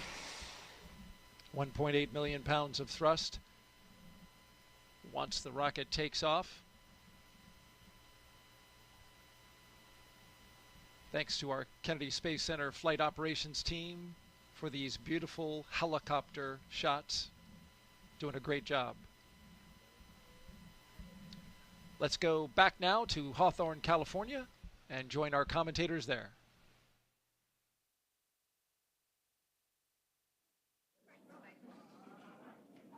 We are at T-minus 33 minutes from launch and getting closer and closer to launching Crew 10 into space.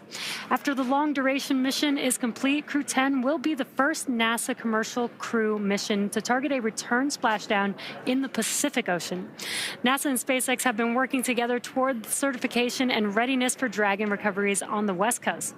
Since 2019, Dragon recoveries have primarily occurred off the coast of Florida.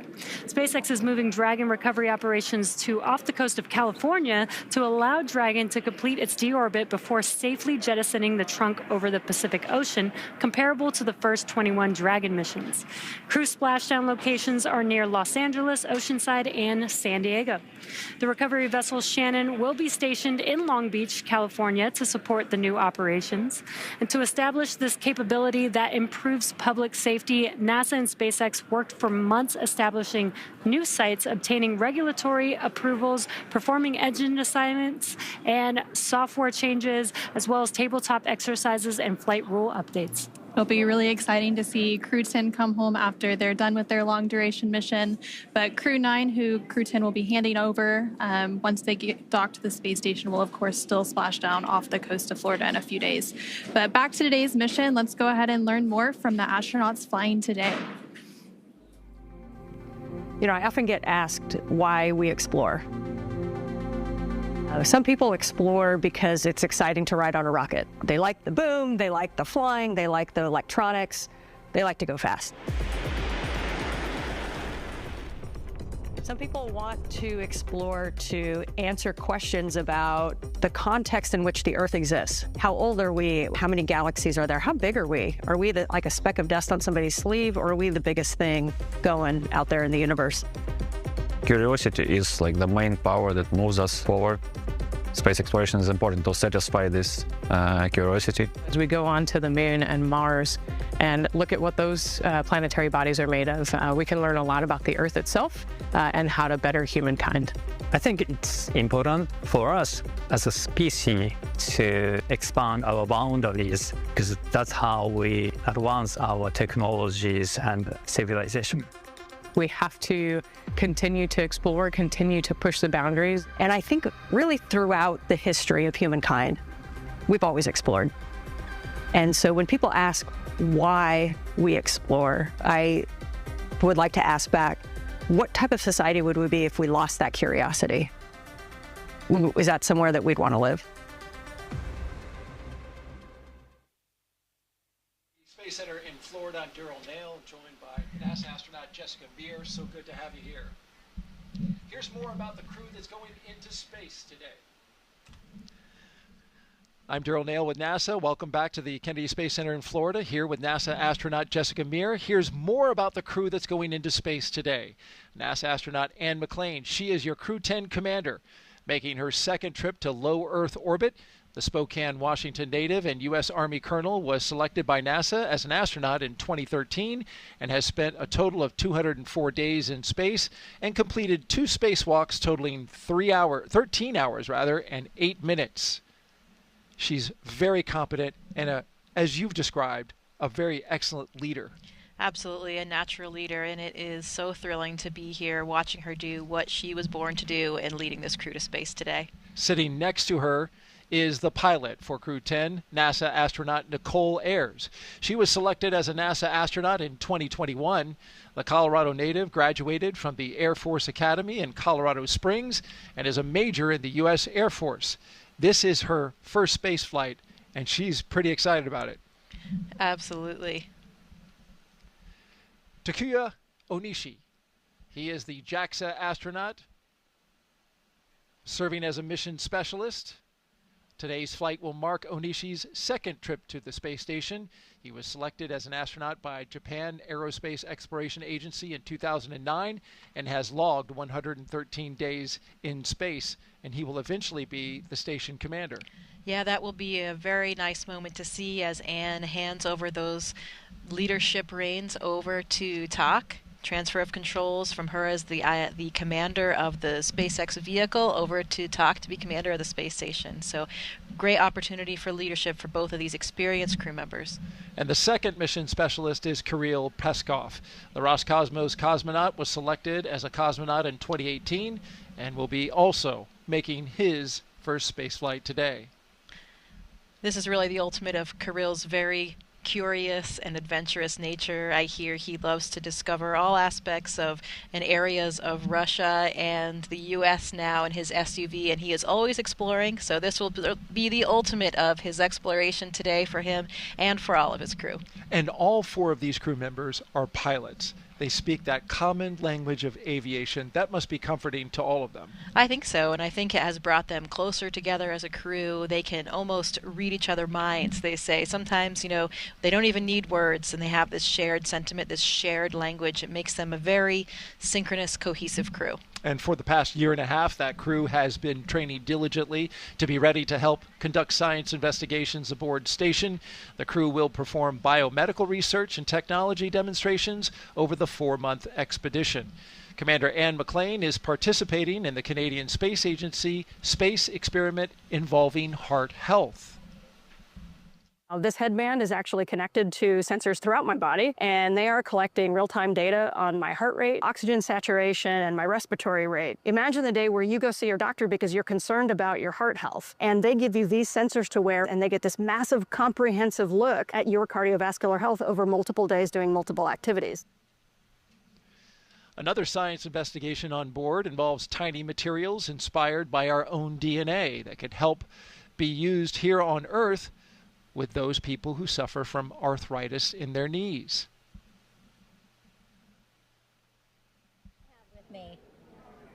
Let's go back to Megan Cruz, who is standing by with NASA Acting Administrator Janet Petro. Yeah, that's right. Acting administrator since January. And then, of course, before that, center director here at Kennedy since 2021. And how does it feel to be back here to watch another crew launch? Oh, my God. I can't, Megan, tell you how excited I am to be here. And I was here the whole week. We had unfortunately had the scrub on Wednesday. But I cannot explain the feeling of coming back home. Oh. I love this center. I love this workforce. I love the mission that we have here at the center. So it was very exciting. In D.C., it's not my normal job jar down here at the Kennedy Space Center being center director where, I had the workforce and the mission. So I'm super excited to be back here and to be able to witness this launch later tonight. Yes, absolutely. Launch is going to happen here shortly. And, I know we've been talking about this a lot in the broadcast that every single member of Crew 10 is a pilonaut. Yes, actually. A pilot, as are you. Did you get to talk to the crew? I see that they've signed your hat. I absolutely did. So I got to see them a couple times. So when they landed at the landing facility here, I got to see them and greet them. And that's where they gave me this hat, which is so cool. I've never gotten a present from a crew before. So Crew 10, hats off to them for giving me, and they did sign it. And then on Tuesday, we got to go what's called Behind the Glass tour and talk to them. They're behind a glass because they're in quarantine, and we got to talk to them and ask them questions and talk to them and just see how they were doing. And so that's pretty special. So I got to talk to all of them, all of those pilots there, and they are super excited, ready to go. Yeah, and speaking of excited, you know, we have NASA astronauts Sunny Williams, Butch Wilmore, Nick Hague, plus Roscosmos cosmonaut Alexander Gorbanov. They're going to come back shortly after Crew 10 arrives on station. During a live press conference from station recently, Butch and Sunny said they're going to miss space. Absolutely, because you got to think about the astronauts. And by the way, last week from Johnson Space Center's Mission Control, I did get to talk to Butch, Sunny, Nick, and a little bit to Don Pettit there. So I got to talk to them as well. But you got to figure they, to be selected and trained and the passion that they have to go to space, for them, it's got to be, this is what they do for a living. Mm-hmm. This is what they're going to do. And in fact, I would bet they might have some mixed emotions for leaving, because every time you get to go to space, which is what all astronauts want to do, you never know, it might be your last time because you might not be selected for another mission or whatever. So I bet they have mixed emotions leaving their colleagues up there at the space station. I'm sure they're anxious to get home and put their feet on Earth and spend time with their family, but I think that they have enjoyed their time in space. When I said Behind the Glass to Butch and Sunny a while ago, I asked them, and they had told me that they hope they get to stay a little bit longer than 8 days in space. That was at their Behind the Glass. Now, I don't know if they meant to stay as long as they got to, but I know that they are a valued member of this expedition crew, and they've done amazing research. They've done spacewalks together. I think Sunny now holds a record for the most amount of time in the vacuum of space. So they have to be very, very proud of what they've accomplished. They were very much integrated as a crew and did a lot of work on the station, research and science experiments. And so, I think they're going to miss space. I think so. Well, Janet, no mixed emotions here. It was great seeing you. I'm going to put this in a jar of memories of today because this was wonderful, and we're about to see launch. All right. Thank you, Megan. All right. Bye-bye. All right. We'll send it back to Daryl and Jessica. All right, thank you both. And just behind them, as you saw in that shot, was the Vehicle Assembly Building, a very iconic building here at NASA, where we recently reached a major milestone in NASA's Artemis program. That's, of course, preparing for the first crewed mission around the moon in over 50 years. Engineers finished stacking the twin solid rocket boosters for Artemis 2. These 177-foot-tall boosters will provide most of the 8.8 million pounds of thrust needed to launch 4 astronauts on a 10-day lunar journey. And there's a shot of the core stage, which they're starting to work on now.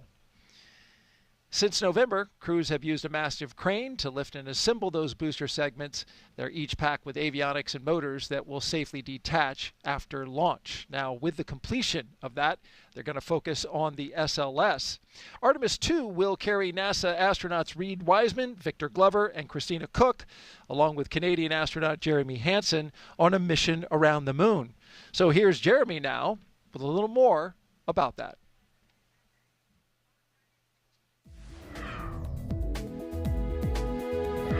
Hey everyone, I'm Canadian Space Agency astronaut Colonel Jeremy Hansen, mission specialist for the Artemis II mission. I'm here at the Johnson Space Center here in Houston, Texas, where we normally do most of our training. But every once in a while, we like to change it up a bit. Reed, Victor, Christine, and I recently spent several days in Iceland trading in our spacesuits for hiking gear to study its geology and surroundings. Why Iceland? Well, as you can see, it has a similar landscape and terrain to the moon, with various volcanic rocks like basalts and breccias, and has limited to no vegetation. The Nordic island has been a lunar training site for NASA astronauts since the days of the Apollo missions. My crewmates and I teamed up with scientists and geology experts to explore the huge boulders, formations, and volcanic craters across the lava fields. During our journey, we stopped at various spots to discuss what we observed. some of the really fine material is compacting into what's like the glue holding this together. And even tested different types of tools to collect rock samples. Although we won't be landing on the moon during our mission, this field work and navigation practice will allow us to make informed observations when passing the lunar surface and pave the way for future Artemis crew training. And that's your Artemis Moon Minute. For more Artemis updates, scan the QR code on your screen right now, or visit nasa.gov/Artemis-Roman numeral 2 or II. You don't have to worry about getting updates there, though, because, Jessica, you are friends and former classmates with both Victor Glover and Christina Cook. Yeah, that's right. They are my astronaut classmates, like brothers and sisters, and it has been so exciting to see this Artemis journey. I was here for the Artemis 1 launch, and that just made it all so real. We saw the hardware, we saw the vehicle, we saw the launch, and we knew that the next time that vehicle launched, it would be with my friends and colleagues on board. So it was an incredibly exciting moment for all of us as astronauts. That launch coming in February of 2025, currently scheduled on the calendar. Let's go back now to SpaceX in Hawthorne, California.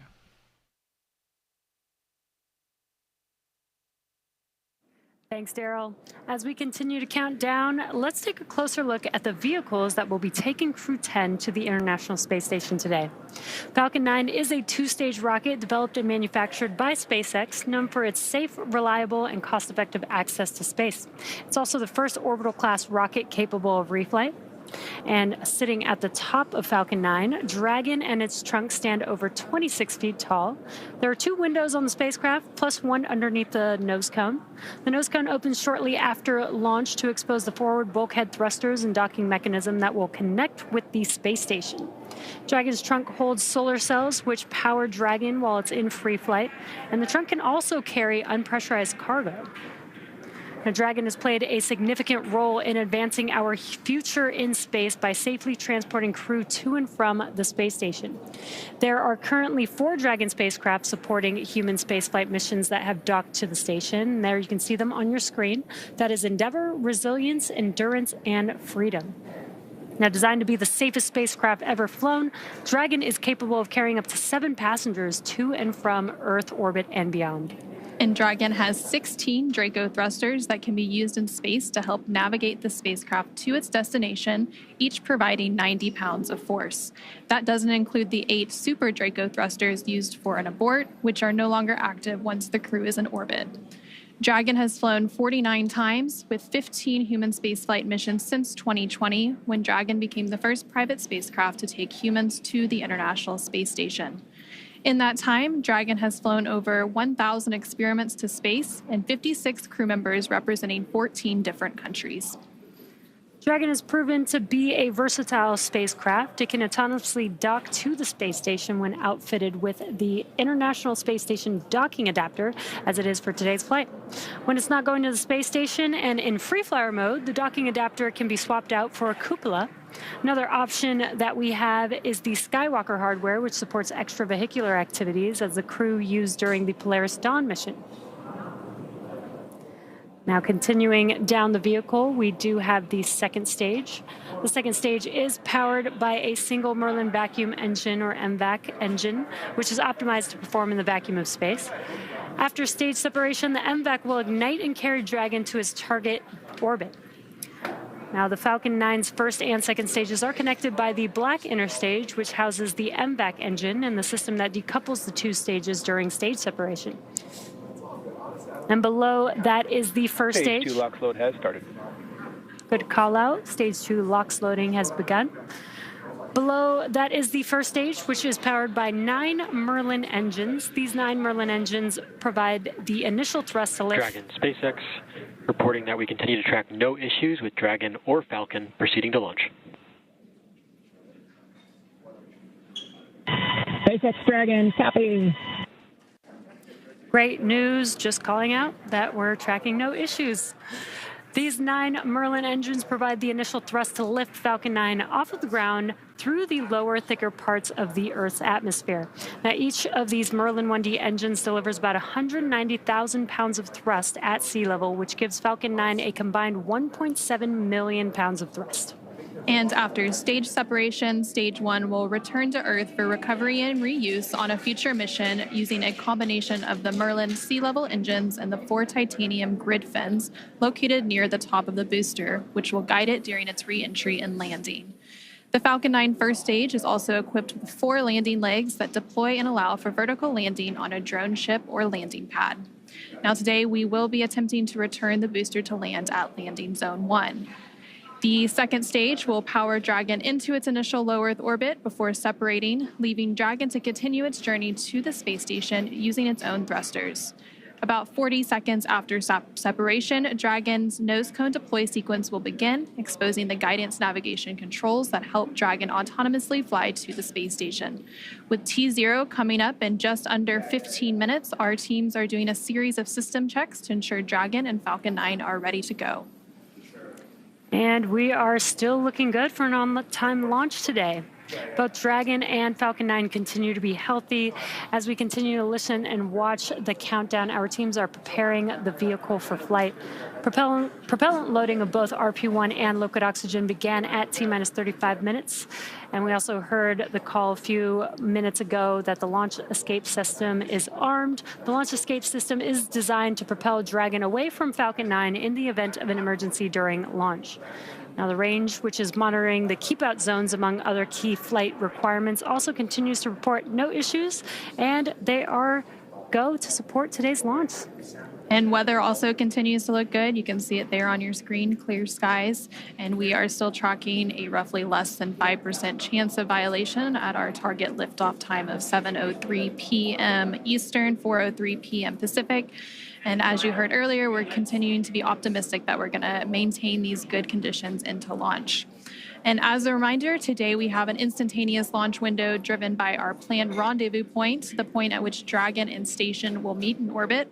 The station is orbiting the Earth at more than 17,000 miles per hour, and Dragon needs to catch up. That means we have to deliver Dragon to the correct orbit by timing its trajectory relative to the orbiting laboratory so that they are in the same place in orbit at the same time. So precise liftoff time is crucial for hitting that rendezvous point. And at this point, if we hear a hold for any reason, we would have to stand down and target our backup launch opportunity, which is Saturday, March 15th at 6:41 p.m. Eastern, 3:41 p.m. Pacific. But again, everything and all the systems continue to be go. And for now, we're going to go ahead and turn it over to Gary at the Johnson Space Center for a quick status update from Houston. Hey, thank you, Anna. Back here in the International Space Station Flight Control Room at NASA's Johnson Space Center in Houston, teams continue to work around the clock to monitor activities aboard the orbital outpost.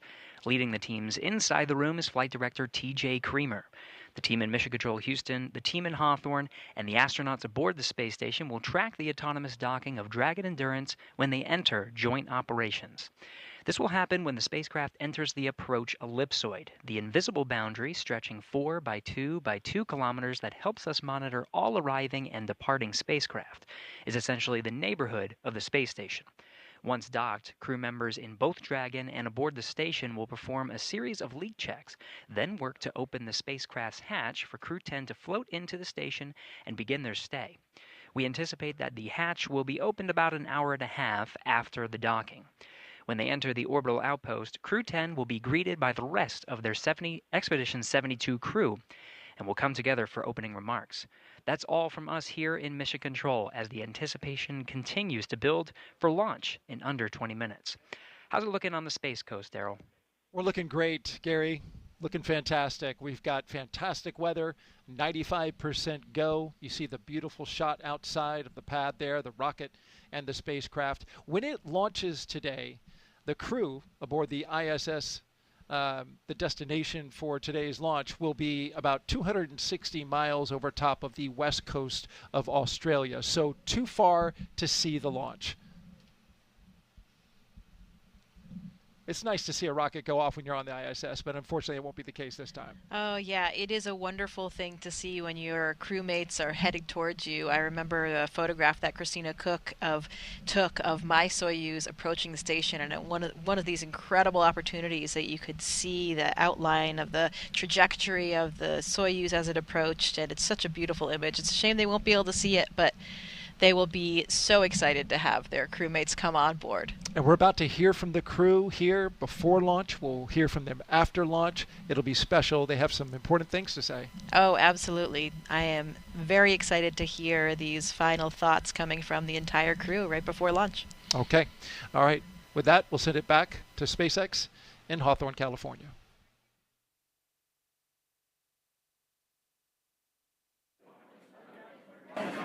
Thanks, Daryl.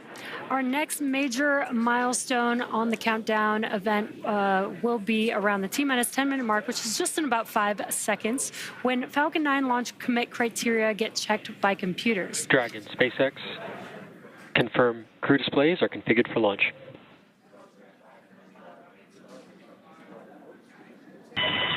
SpaceX Dragon, displays are configured for launch. And with that, this is the pilot, Nicole Ayers. And on behalf of Crew 10, we'd like to say that today we celebrate the countless individuals all over the world that have made this journey possible. To the engineers, instructors, flight controllers, scientists, and leaders who worked tirelessly to get us here, thank you for your dedication to the safety and success of this mission.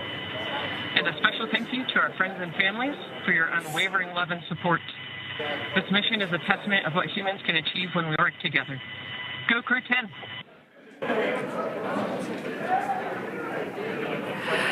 Such great words from the crew. Again, and some cheering going on. You can see that on your screen. SpaceX copies. And from the entire SpaceX team here, it's been a pleasure working together to prepare for this mission. And from all of us, good luck, Godspeed, go Crew 10, and enjoy the ride.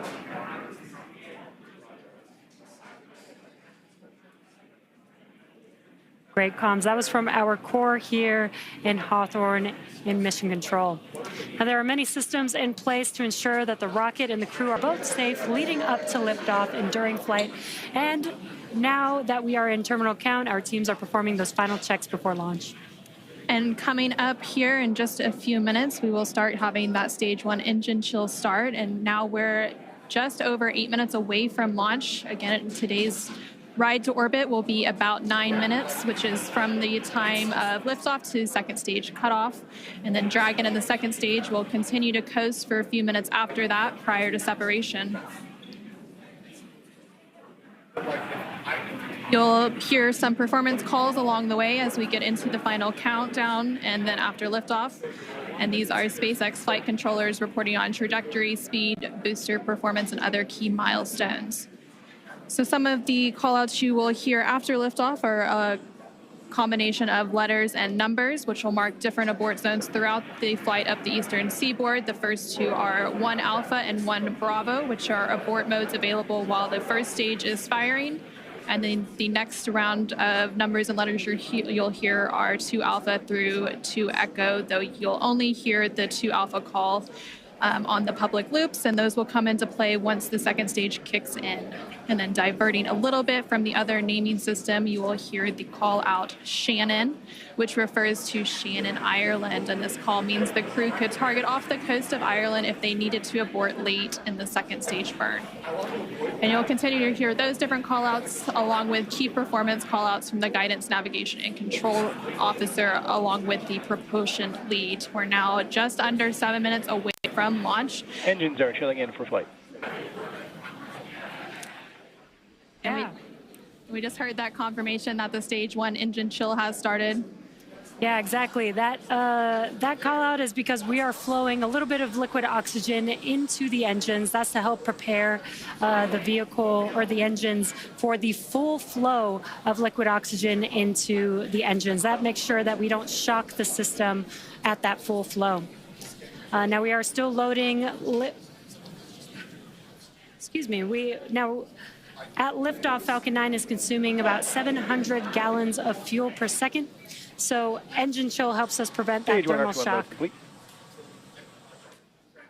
into the engine. So again, we have passed that T-minus 7 minute mark. Next call out will be stage 1, RP1 loading complete, which we just heard that.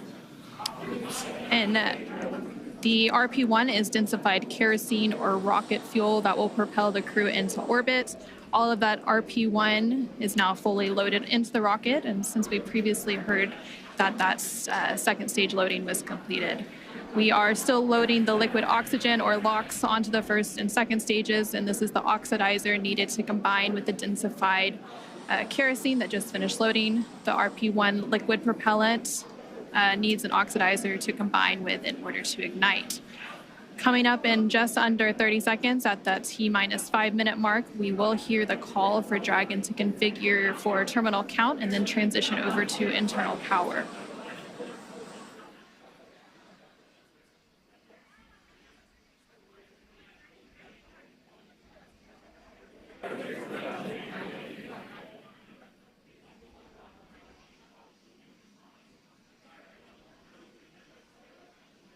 Tanks are pressing for strong back retract. Dragon is in configure for terminal count. And there we just heard that call out for terminal count. So now Dragon onboard computers will take control of the spacecraft. And we also heard that the propellant tanks on Falcon 9 are getting ready to pressurize, adding some additional structural support to the rocket as we get ready for that strong back to retract. And that strong back provides access to Falcon 9's fueling lines. Has started. That strong back lower has now started, and again, that strong back provides access to Falcon 9's fueling lines and umbilicals for both propellant load and the different gases being loaded on board. And what you should see on your screen is there's those clamp arms that are around the second stage just below Dragon. They're going to open up, and once they're fully open, then that strong back, or the TE, can begin to recline away from the vehicle. Now, initially, we are going to recline that TE just about 2 degrees away from the vehicle, and then we will fully move the TE about 45 degrees away up at T0.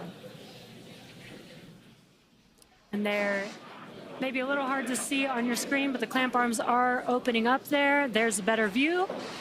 Looks like the clamp arms are now fully open, so that TE will begin to move away from the vehicle. Very slow and slight, but just enough to get two degrees away from the vehicle. And then coming up in less than 30 seconds at the T-minus 3-minute mark, the first stage liquid oxygen, or LOX, load will complete. And we'll continue to check through a couple more fueling milestones, including one around the T-minus 2-minute mark before flight, where we'll hear liquid oxygen loading is complete on the second stage. And now you see all of those white clouds on your screen. Those are clouds of vapor, and they're completely normal, and we'll see them continue to build up as we get closer to launch. This is because liquid oxygen is super chilled, so a little of it will boil off in the warmer Florida air.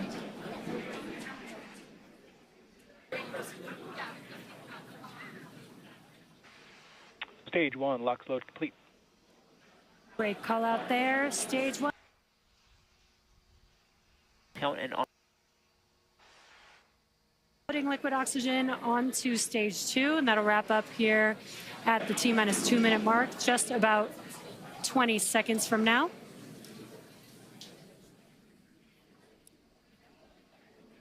And once we finish propellant loading, that will mean that 1 million pounds of RP1 and liquid oxygen will be loaded onto Falcon 9 here, just under 10 seconds.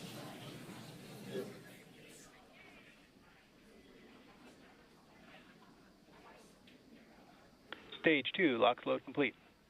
We just heard confirmation that the stage 2 liquid oxygen loading is now complete. We are under 2 minutes away from launch. Gas closeout has also begun. So we're now isolating all of the feed lines for the different gas systems from the Falcon 9 rocket. And those gases will then get vented overboard through umbilicals and the strong back. And you just heard that call out that Dragon is an Ground auto gas aisle. closeouts, expect loud venting. Well, you can hear that venting now. Obviously, rockets are very loud, and the sound can impart pressure loads back on the rocket itself. The ton of water absorbs and prevents the sound from hitting the structure and reverberating back onto the rocket. And that call out for auto idle puts the rocket in a state the flight computers understand before it takes over, making sure the transition to final countdown is smooth and all the flight computers on board are in sync and configured for launch. Falcon 9 is in startup. And now we just heard that Falcon 9 is in startup. Dragon is in countdown. And in the final countdown, less than a minute to go, and at the time of launch, the space station will be flying 260 statute miles over the west coast of Australia. Dragon, SpaceX, go for launch. And great call out. SpaceX, Dragon Crew 10, copy, go for launch. Great call out that we're go for launch, and we do have a large crowd here in front of Mission Control. T-minus 30 seconds. Waiting to watch Crew 10 take off today.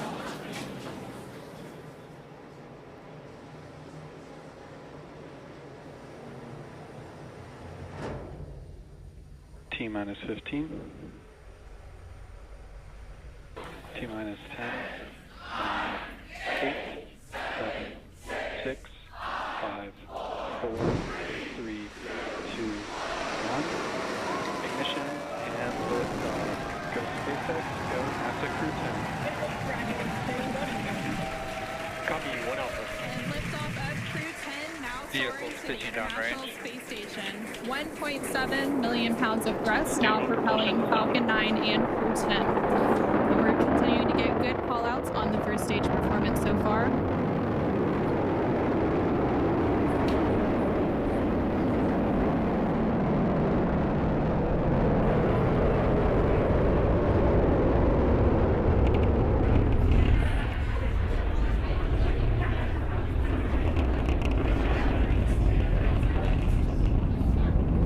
We're now 40 seconds into today's flight. Power and telemetry nominal.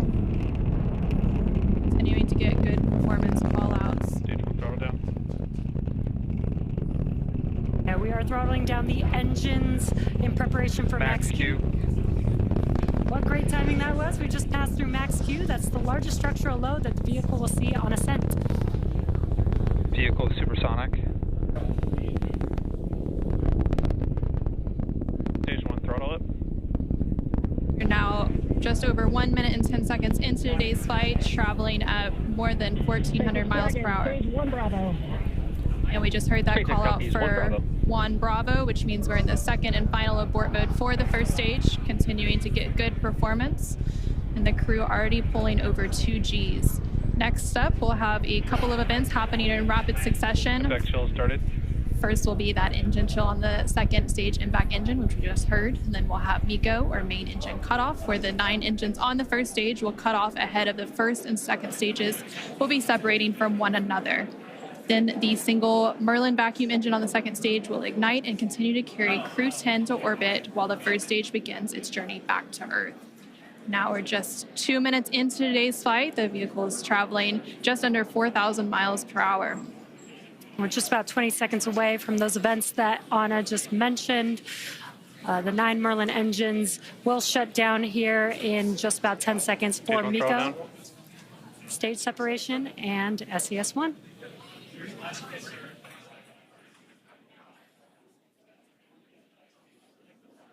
Main engine cutoff. SpaceX Dragon, 2 Alpha. Stage separation confirmed. Copy, 2 Alpha. Great call-outs and incredible views there on your left-hand screen. On your left-hand screen, you can see a view from stage 1. And an extremely excited crowd here in Hawthorne. Awesome views of that boost back burn on the first stage, as well as the MVAC engine igniting on the second stage. Great views there. Now the booster is in its boost back burn. This is the first of 3 burns as it makes its way back down to Earth. This will last about 45 seconds. And the Crew 10 crew is still onboard Dragon attached to Falcon 9's second stage, which you can see there on your right-hand screen. And we're now at 3 minutes and 20 seconds into today's flight. The vehicle is traveling about 6,500 miles per hour. And they are on their way to the space station. And we did have that confirmation coming up of the boost back shutdown. And then coming up at the T+6 minute mark. And there we have our first images of the crew inside the Dragon spacecraft as they make their way into orbit. And the crew Dragon, SpaceX, nominal trajectory. continuing to get good call-outs. SpaceX Dragon, copy nominal. Stage 2, it continues to be on power with in its firing until we get to that second stage engine cutoff around the 9-minute mark of flight. About 5 minutes of flight to go before Dragon will be flying free.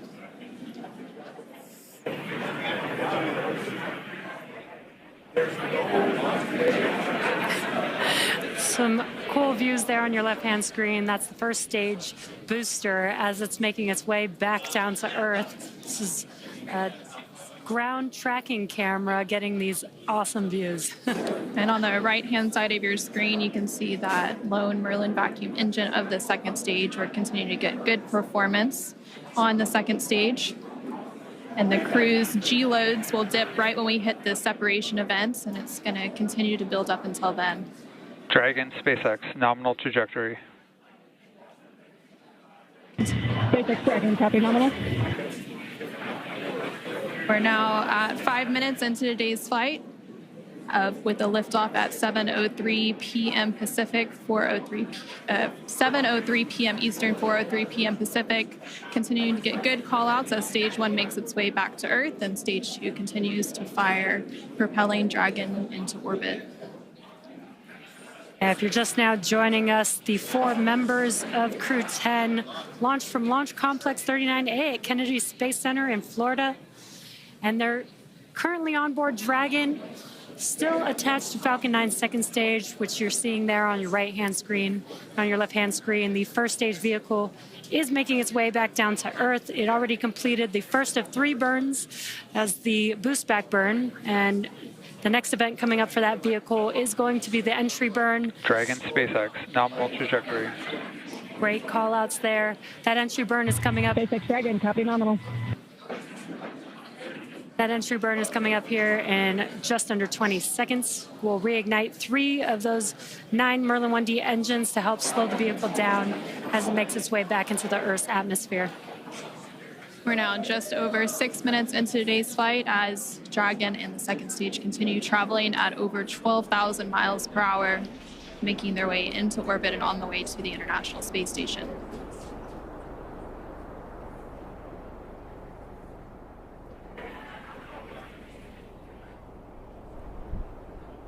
There we just saw on the screen, it was very quick, but we had the entry burn, which we got some cool views of that from the ground, which is awesome.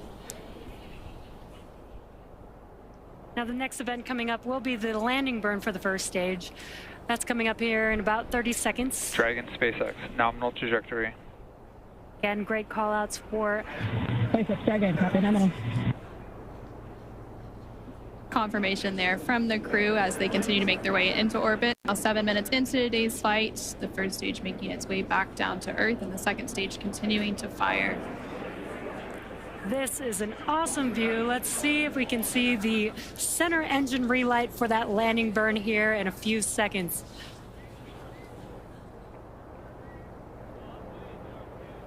There's that landing burn. Let's watch as Falcon 9 touches down on landing zone 1.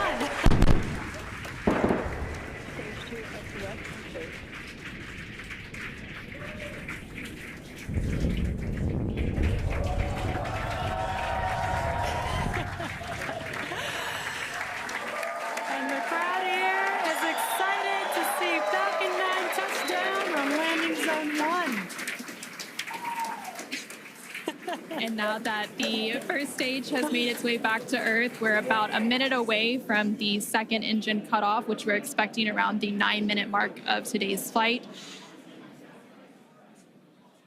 We're continuing to get good call-outs, and Dragon and all of the systems on the vehicle are performing as expected. Just over 8 minutes into today's flight, traveling more than 21,000 miles per hour. Terminal guidance. Hearing good call-outs. We're about 30 seconds away from that second engine cutoff, and then shortly after that, about a minute or so later, we will have orbital insertion. SpaceX Dragon, Shannon. SpaceX copy, Shannon. And that call out there for Shannon, and that is the call out for Shannon, Ireland, which is the final abort stage for the second stage off the coast of Ireland. Standing by for a second engine cutoff. Impact shutdown.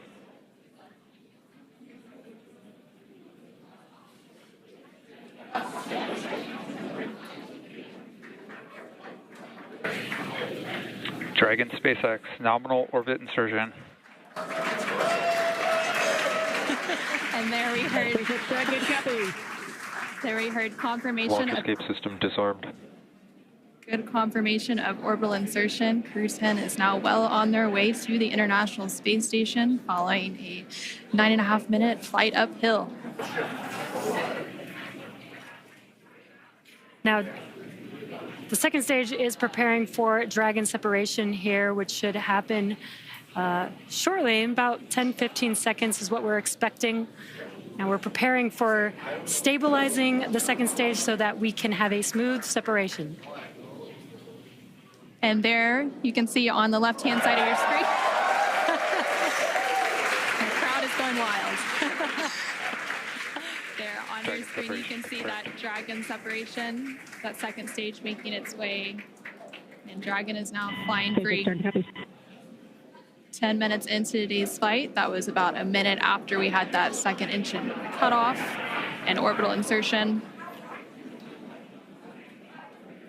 And it looks like a good separation, good rates. Dragon now flying free. There on the right-hand side of your screen, you can see some first images of Crew 10 inside the Dragon Endurance spacecraft as they're now successfully in orbit. Dragon, SpaceX, Chief Engineer on Countdown 1. On behalf of the entire Falcon team, we thank you for flying with Falcon and wish you a great mission. Over to LD. It was an honor flying with you this evening. We wish you well on your journey and give Crew 9 our best. Thank you for flying SpaceX.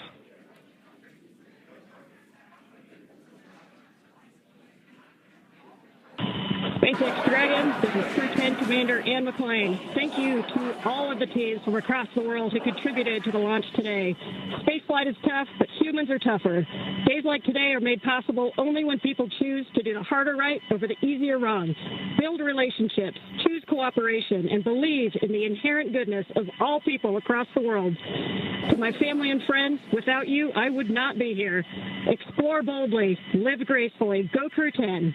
And over to pilot Nicole Ayers.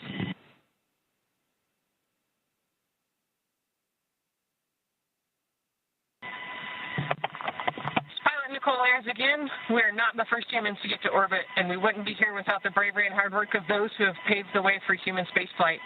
We now get the unique perspective of Earth without borders and get to revel in the connectedness of humanity.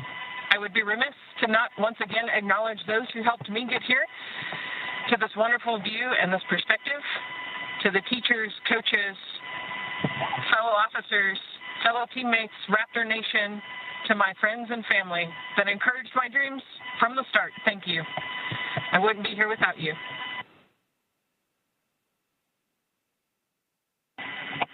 This is Mission Specialist Takuya Onishi. I want to say a huge thank you to NASA and SpaceX, especially the Falcon 9 team for the successful launch, and we are looking forward to a smooth ride to the International Space Station. 日本の皆さん、たくさんの応援ありがとうございます。9年ぶりの無重力の感覚をかみしめてます。これから先の ISS への宇宙の旅、楽しんでいきたいと思います。I will now hand the mic over to Mission Specialist Kirill. Thanks a lot to NASA and SpaceX for this wonderful ride, and I want to say a couple of words in Russian. Пользуясь такой чудесной возможностью, хочу поздравить с 65-летием со дня начала подготовки первого отряда.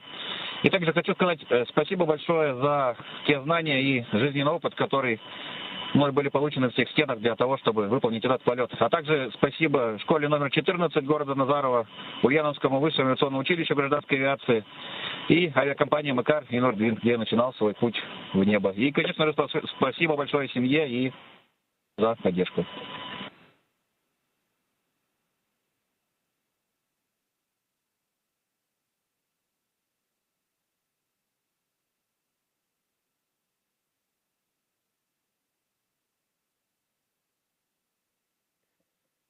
Thank you, Crew 10. At this time, I can report nominal dehumidifier activation and service section Draco checkouts. SpaceX Dragon, copy.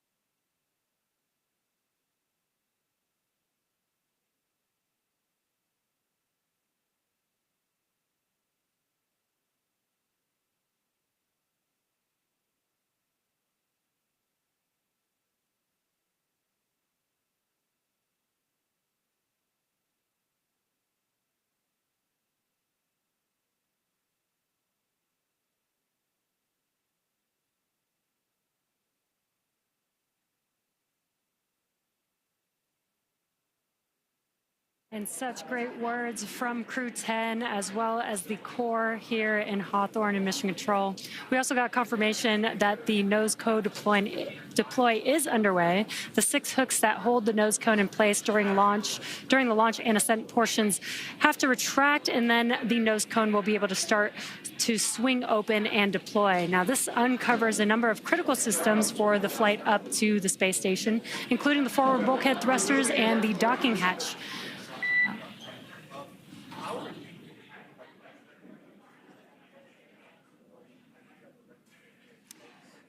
Just pausing in case there were going to be any comms. And we did have good confirmation, good checkouts of the 12 Draco thrusters around the service section. Now, 4 to go after we get the nose cone open, and then the ECLIS, the environmental control and life support system, activated inside of Dragon. Now, soon the crew will be able to get their visors open and get out of their suits and settle in for the ride to the space station. And now we're just waiting for confirmation that the nose cone has fully deployed with all of the hooks open. But just to recap a little bit, we did have a successful liftoff of Crew 10 about 18 minutes ago at 7:03 p.m. Eastern, 4:03 p.m. Pacific. And following an approximately 9-minute ride after liftoff, we had that orbital insertion, and Dragon and Crew 10 were flying free and well on their way to the International Space Station. They now have an approximately a 28-hour journey before they do reach their destination of the space station, and that docking is targeted for tomorrow, March 15th at 8:30 p.m. Pacific, 11:30 p.m. Eastern, to the forward-facing port of the station's Harmony module. Between now and then, Dragon will perform a series of burns as it catches up to the space station, and that first burn will be a phase burn about 30 minutes from now at 4:52 p.m. Pacific, 7:52 p.m. Eastern. And the nose cone is about 75% open at this point. Human spaceflight has come so far in the last 5 years with Dragon. In addition to flying people, SpaceX's Dragon spacecraft also enables researchers the opportunity to fly critical science to orbit. And so far, SpaceX and Dragon have carried over 1,000 research experiments to and from low Earth orbit, both to the International Space Station and on our free flyer missions. From DNA sequencing to 3D printing studies enabled by Dragon and the space station tests Dragon and the space station test a variety of technologies, systems, and materials that will be needed for future long-duration exploration missions. Now, every mission yields critical science and research and learnings that help make life both on Earth and in space better. And flights like today's help us continue to lay this foundation for our future among the stars and continue our mission to make life multiplanetary. Once Crew 10 does arrive to the International Space Station, they will, of course, partake in some additional science and research. They will have over 200 experiments that they will contribute to during their time aboard the International Space Station. Again, we're just standing by for confirmation that that nose cone has fully deployed. And we may also get some additional look inside the cabin of the crew. As we patiently wait for those views, we are trying to see if we can get some views. 2回目の宇宙飛行に臨む大西卓也宇宙飛行士を乗せたクルードラゴンエンデュランス号がいよいよ打ち上げられます。こちら画面の左上には打ち上げまでのカウントダウンが表示されています。日本時間の午前8時3分に打ち上げられる予定ですので、あと7分ちょっとというところです。さて、フロリダ州のケネディ宇宙センターには末岡記者がいます。末岡さん。はい、こちらケネディ宇宙センターです。この後ろ見えますでしょうか。このカウントダウンボード、そしてこの後ろにですね、真っ白なロケットが空に向けてそびえ立ち、打ち上げの時を待っています。はい、当初は2日前の13日に打ち上げ予定だったんですが、宇宙船を固定するアームの油圧に問題があり延期されていました。はい、トラブルは今日までに解消されて、いよいよ打ち上げの時を待っているという、そういう状況です。はい、トラブルを乗り越えていよいよこれから打ち上げとなります。末岡さん、クルードラゴンの打ち上げも今回で10回目となりますけれども、今回注目しているポイントはどこでしょうか。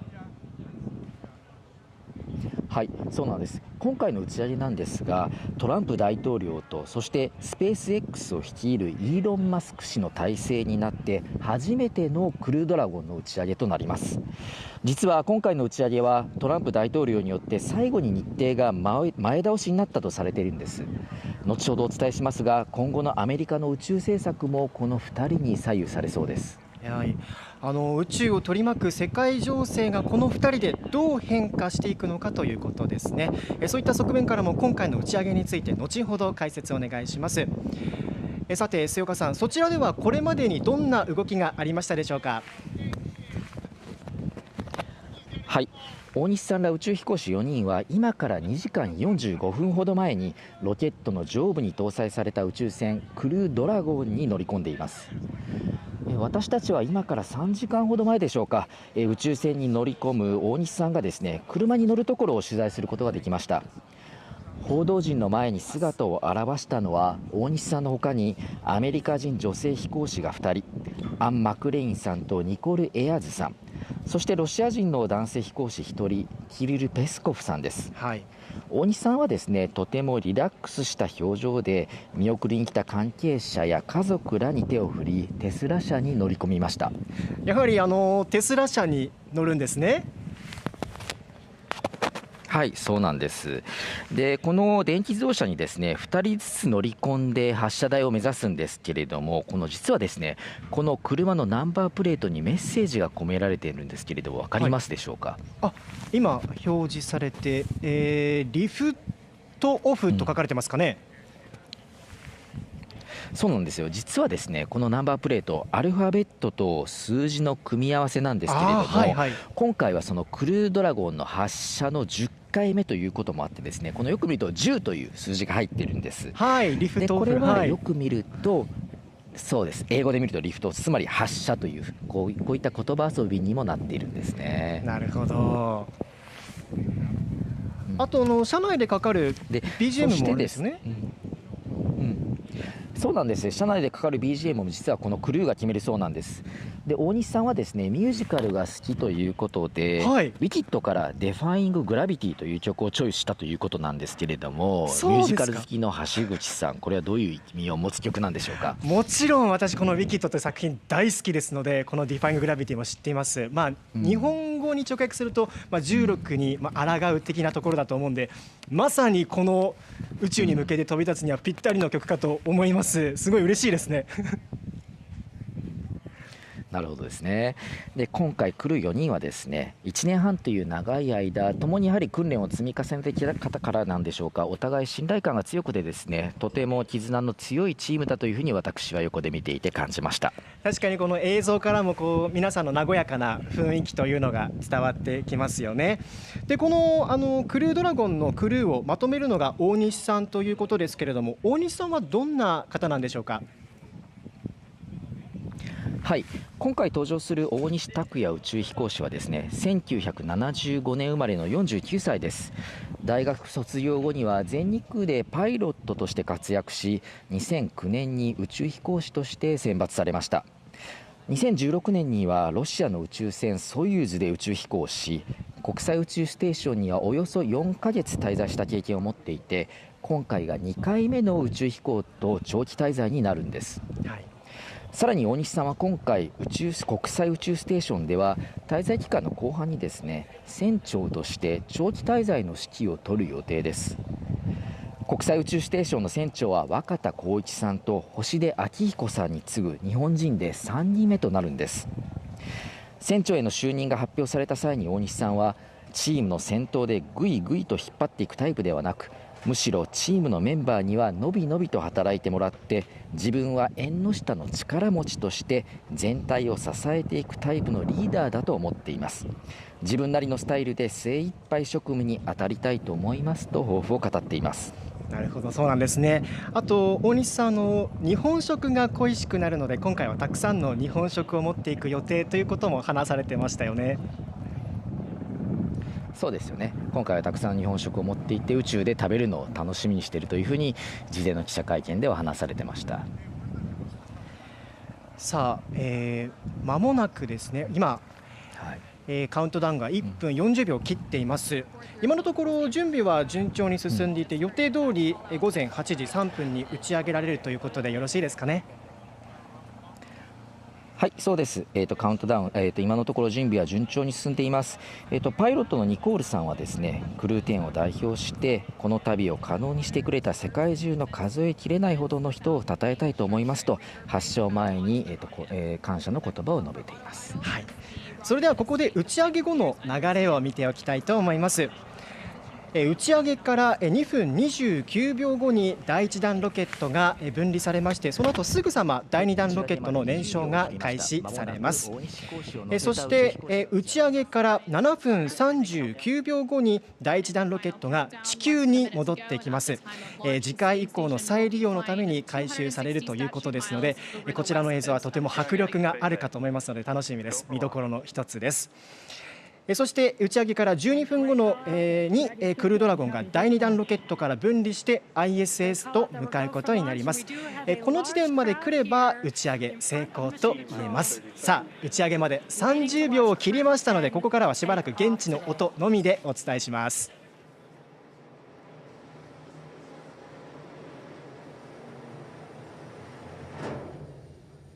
T-15. T-minus 10, 8, 7, 6, 5, 4, 3, 2, 1. Ignition and liftoff. Go SpaceX, go NASA Crew 10. Copy 1 Alpha. And liftoff of Crew 10 now Vehicle stitching down range. Space Station. 1.7 million pounds of thrust now propelling Falcon 9 and Crew 10. Continuing to get good call-outs on the first stage performance so far.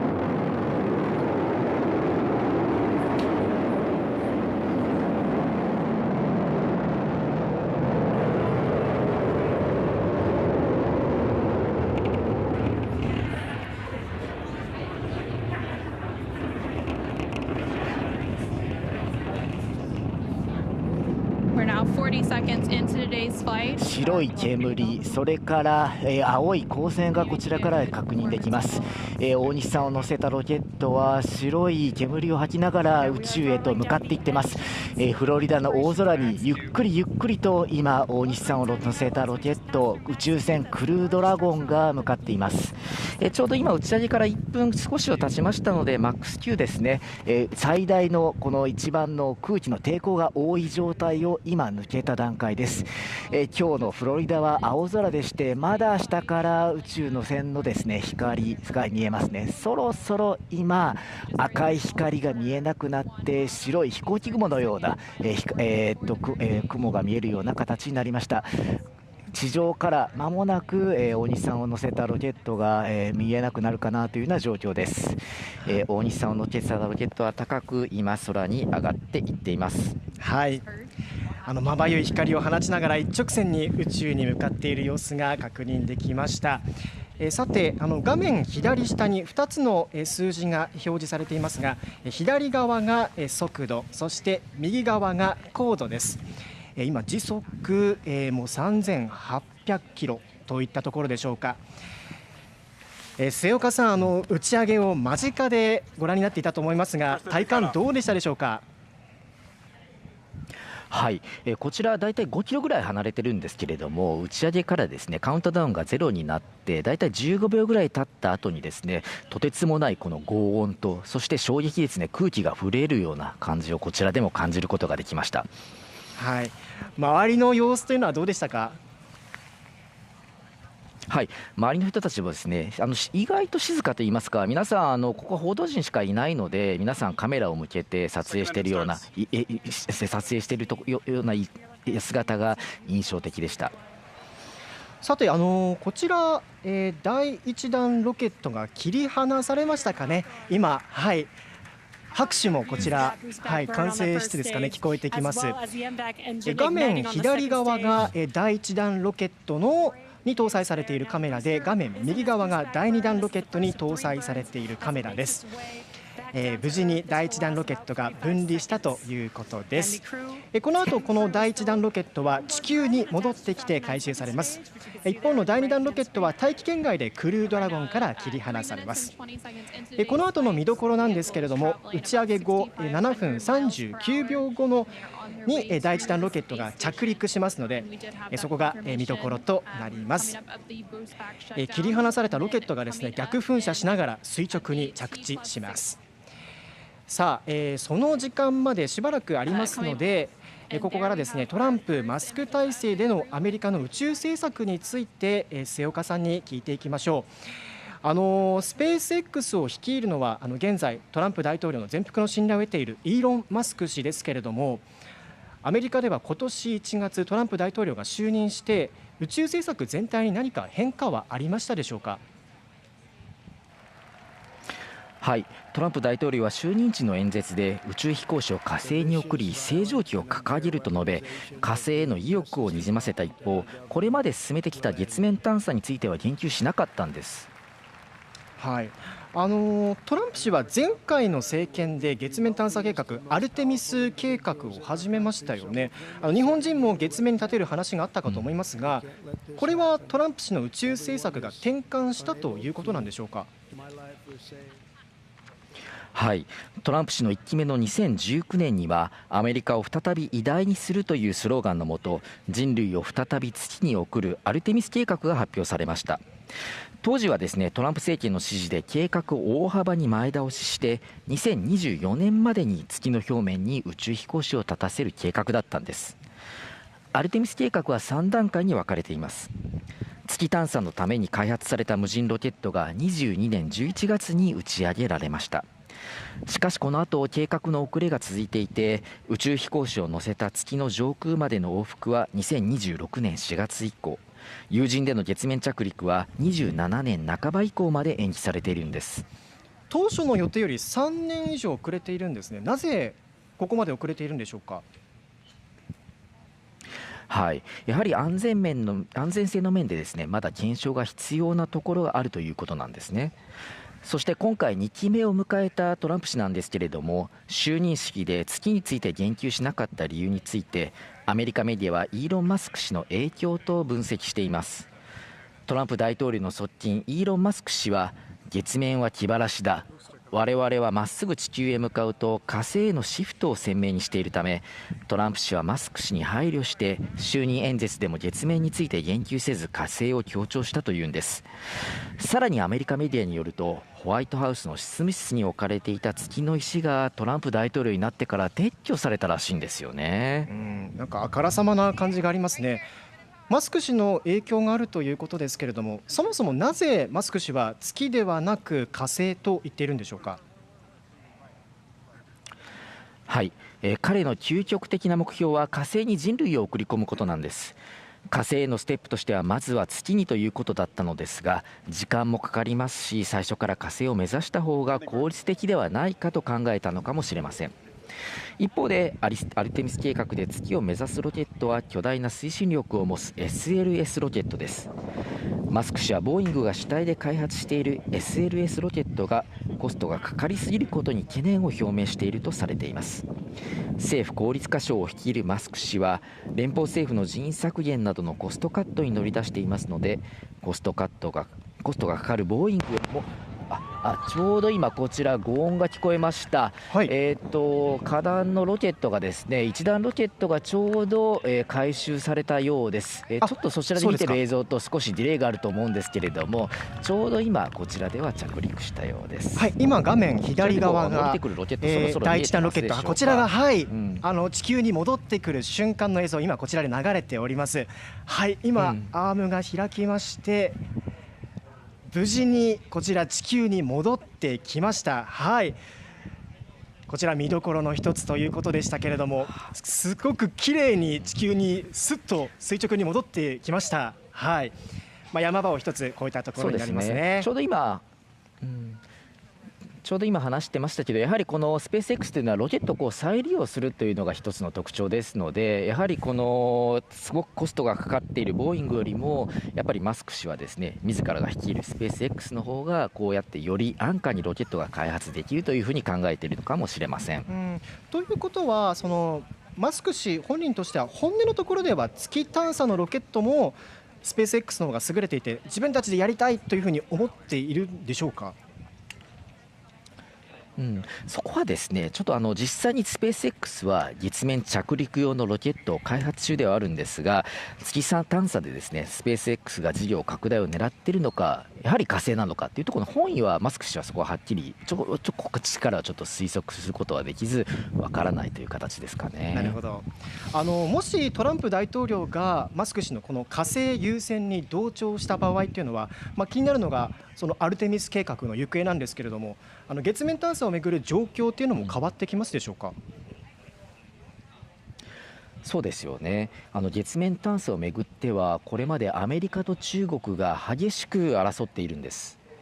先ほどのアメリカのアルテミス計画に対抗するように、中国は宇宙強国を目標に掲げています。2019年に無人探査機を月の裏側に着陸させることに成功しました。2020年には月の土壌を採取して帰還することに成功。そして2030年までに有人での月面着陸を目指しています。さらに最近中国は2030年前後に火星からの土壌を採取して地球に持ち帰ることを目指していると発表しました。まさに月でも火星でもアメリカと中国の覇権争いが行われているということなんですね。そうなんです。アメリカメディアはですね、アメリカが月探査から火星探査へと軸足を移すことは中国に月を明け渡すことになる。中国が月に到達すれば NASA が火星で人間が生存し繁栄できるような状況にならない限り、アメリカの国際的な地位に壊滅的な影響を及ぼすことになるだろうと論評しています。またワシントンポスト紙は、中国は宇宙が究極の高みであることを認識していて、それを支配したいと考えている。中国は静かにしかし必要に兵器庫を開発しようとしていると評しているんです。なるほど。さあ今こちらの映像なんですが、第2段ロケットの切り離しが行われまして、クルードラゴンが、このエンジンと切り離されました。第2段ロケットからですね、ゆっくりとこの離れていくよ、そして右側には船内の様子も映っていました。はい、末岡さん、そちらの現場の状況、雰囲気としてはどうでしょうか。はい、こちらはですね、特に変わりはないんですけれども、今情報が入ってきまして、この第2弾ロケットが切り離されて、そしてこれ軌道に宇宙船が投入されたということですので、打ち上げは成功したというふうに言えます。なるほど、分かりました。ここでまた米中の宇宙での覇権争いの話に戻りますけれども、もし仮にアメリカが月探査で中国に遅れを取った場合、中国は月に武器や弾薬などを置く施設を作ろうということになって、そうなるとトランプ政権としてはこの状況を黙って見ているとは思えないんですけれども。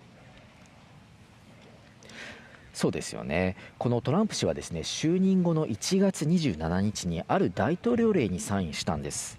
これはですね、弾道ミサイルなどあらゆる外国からの攻撃からアメリカを守るために迎撃ミサイルを配備することを求めるという内容で、これは地上からの迎撃にとどまらずですね、なんと宇宙から迎撃できるミサイルの配備を求めているんです。はい、ミサイルと宇宙技術は直結しますので、トランプ氏は引き続き宇宙に関わる軍事技術は重視していることが分かります。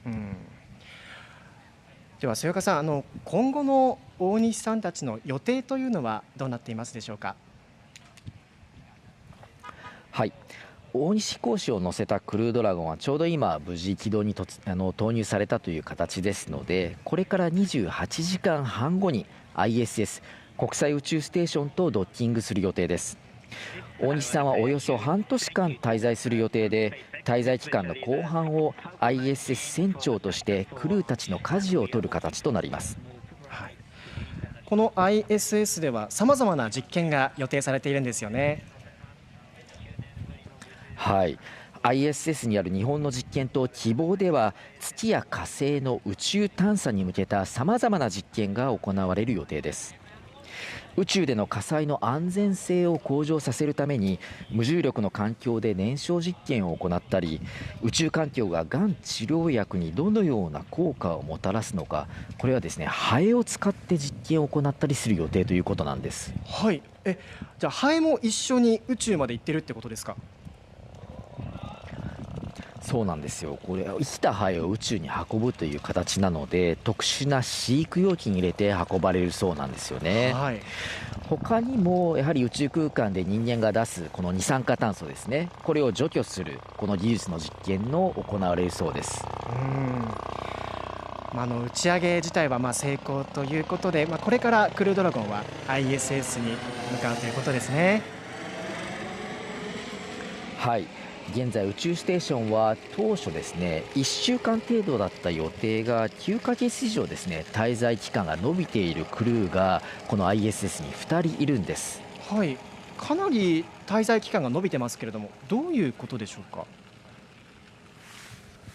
はい、この2人はですね、今回のスペース X ではなくて、ボーイングという別の会社が開発したスターライナーという宇宙船で去年の6月に宇宙へと打ち上げられました。これはですね、ボーイングが初めて有人で飛行した宇宙船で、当初は1週間の予定で地球に帰還する予定だったんですが、実はこの宇宙船の装置に不具合が見つかったため、宇宙船だけが先に無人で帰還し、2人の飛行士が1週間の予定が9ヶ月となってずっと帰還できなくなっているんです。はい、今回大西さんたちが乗るこのクルードラゴンの到着を待ってですね、1本先に ISS に到着していたクルードラゴンで2人はようやく地球に帰還できる見通しなんです。トランプ大統領はですね、このバイデン政権によって事実上宇宙に見捨てられた2人の勇敢な宇宙飛行士を連れてきてほしい、マスク氏とスペース X に依頼したというふうに SNS で発信して、この宇宙に取り残されている2人の帰還をですね、政治問題化したんですよね。はい、これによってアメリカメディアによると、当初大西さんたちが乗るですね、クルードラゴンは新品の宇宙船を使う予定だったんですが、トランプ氏らの取り残された宇宙飛行士らを早く地球にも返せという圧力を受けて、過去に若田光一さんや古川聡飛行士らも登場したエンデュラス号が割り当てられることになったと報じています。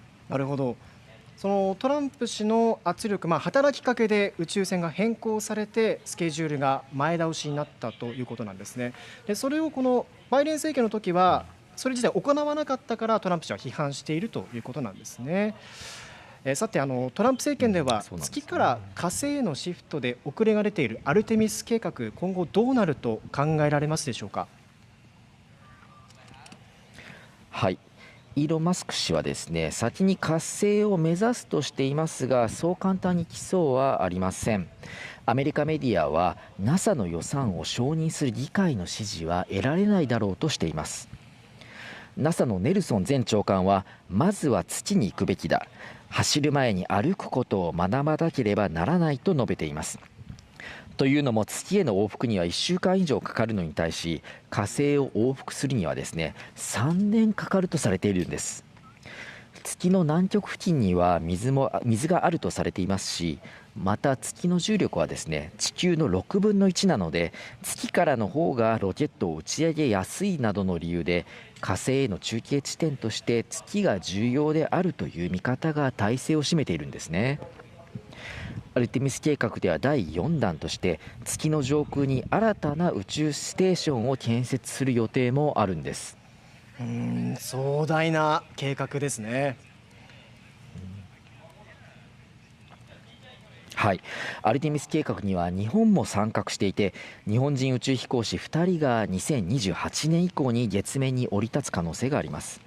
他にも JAXA はトヨタと人を乗せて月面を走行する、そして居住機能も備える車ですね、与圧ローバという車を共同開発して10年間の運用を担う予定なんです。はい、現在船内の様子がこちら映し出されていますが、一番奥にいるのが大西拓也さんですね。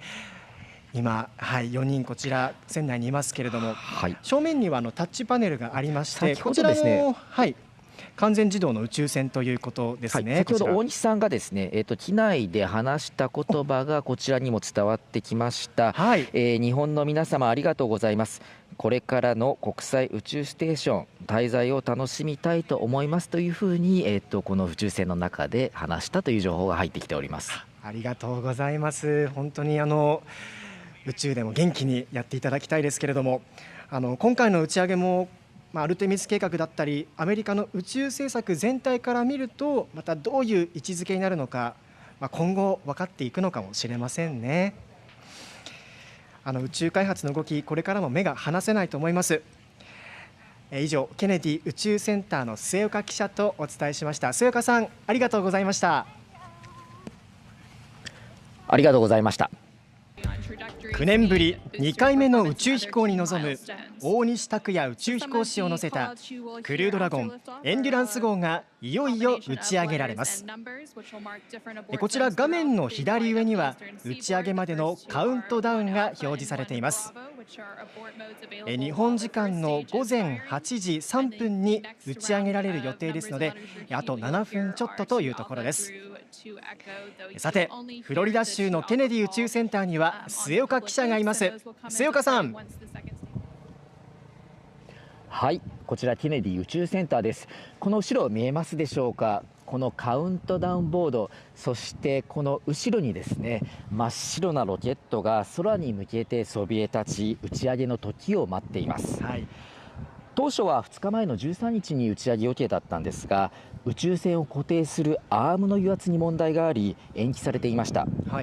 トラブルは今日までに解消されて、いよいよ打ち上げの時を待っているという、そういう状況です。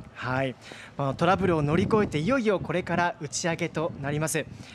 末岡さん、クルードラゴンの打ち上げも今回で10回目となりますけれども、今回注目しているポイントはどこでしょうか。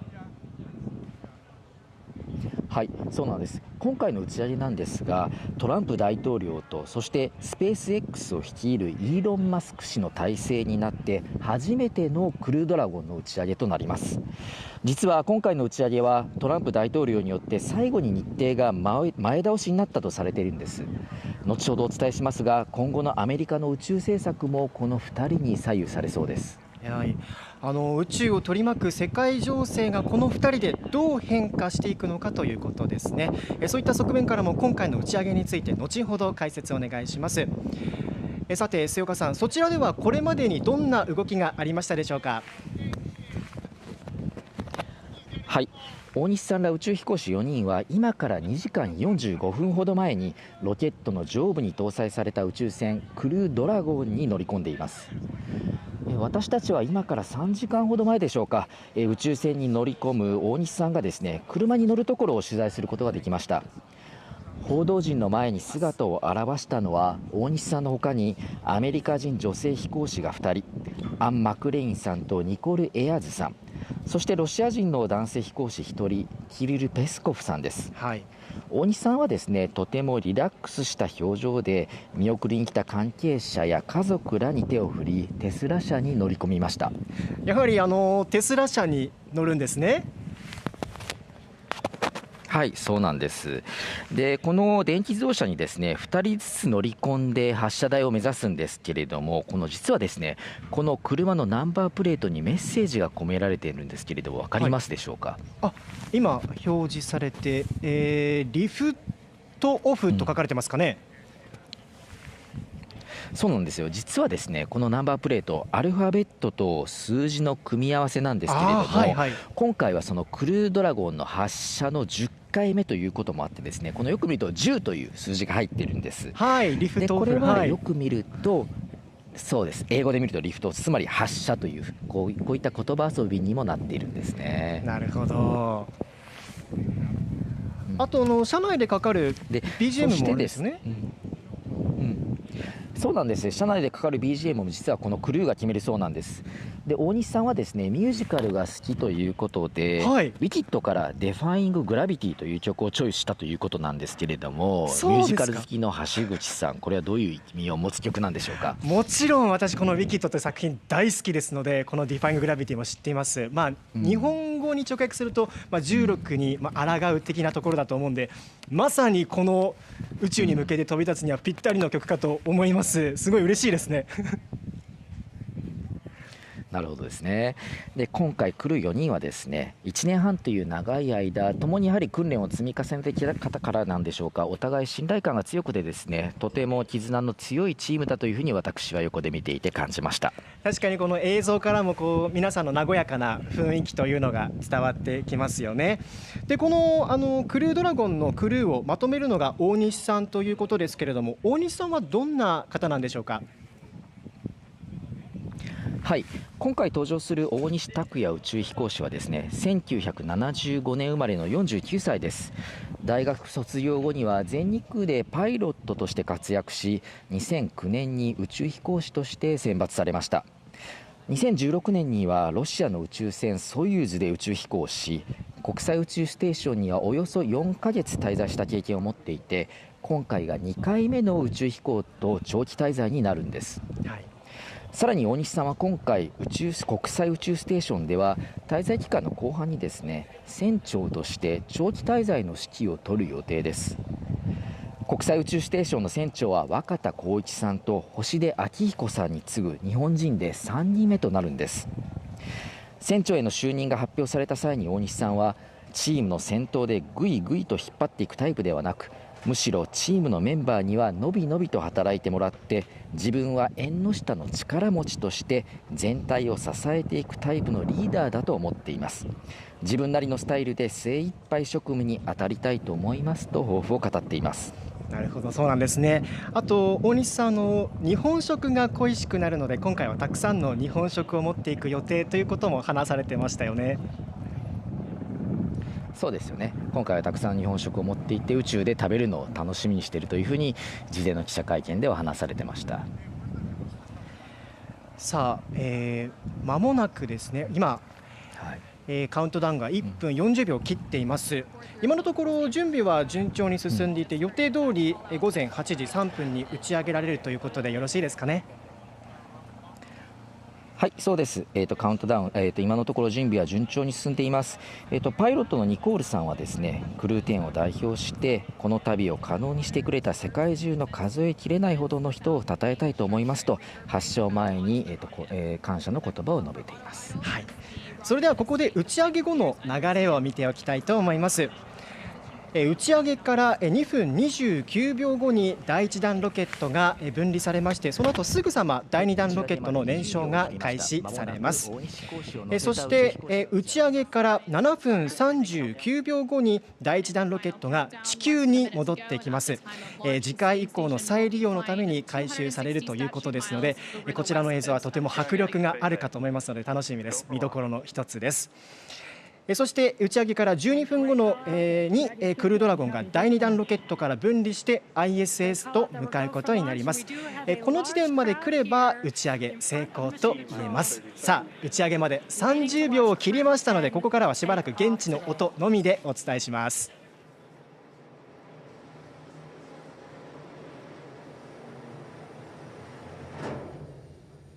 T-minus 15.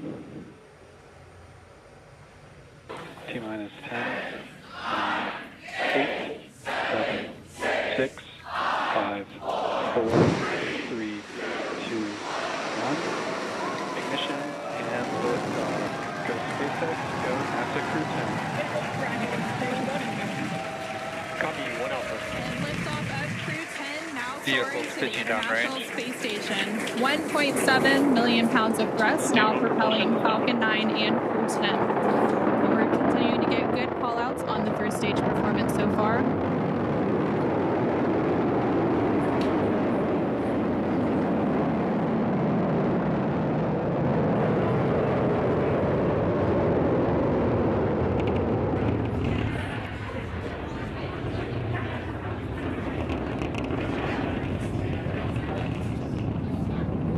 We're now 40 seconds into today's flight. 白い煙、それから、青い光線がこちらから確認できます。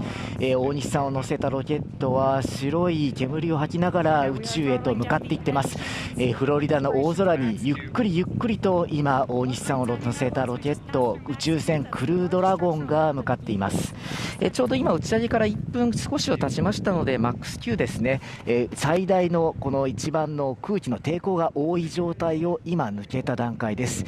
今日のフロリダは青空でして、まだ下から宇宙の線のですね光が見えますね。そろそろ今赤い光が見えなくなって白い飛行機雲のような、雲が見えるような形になりました。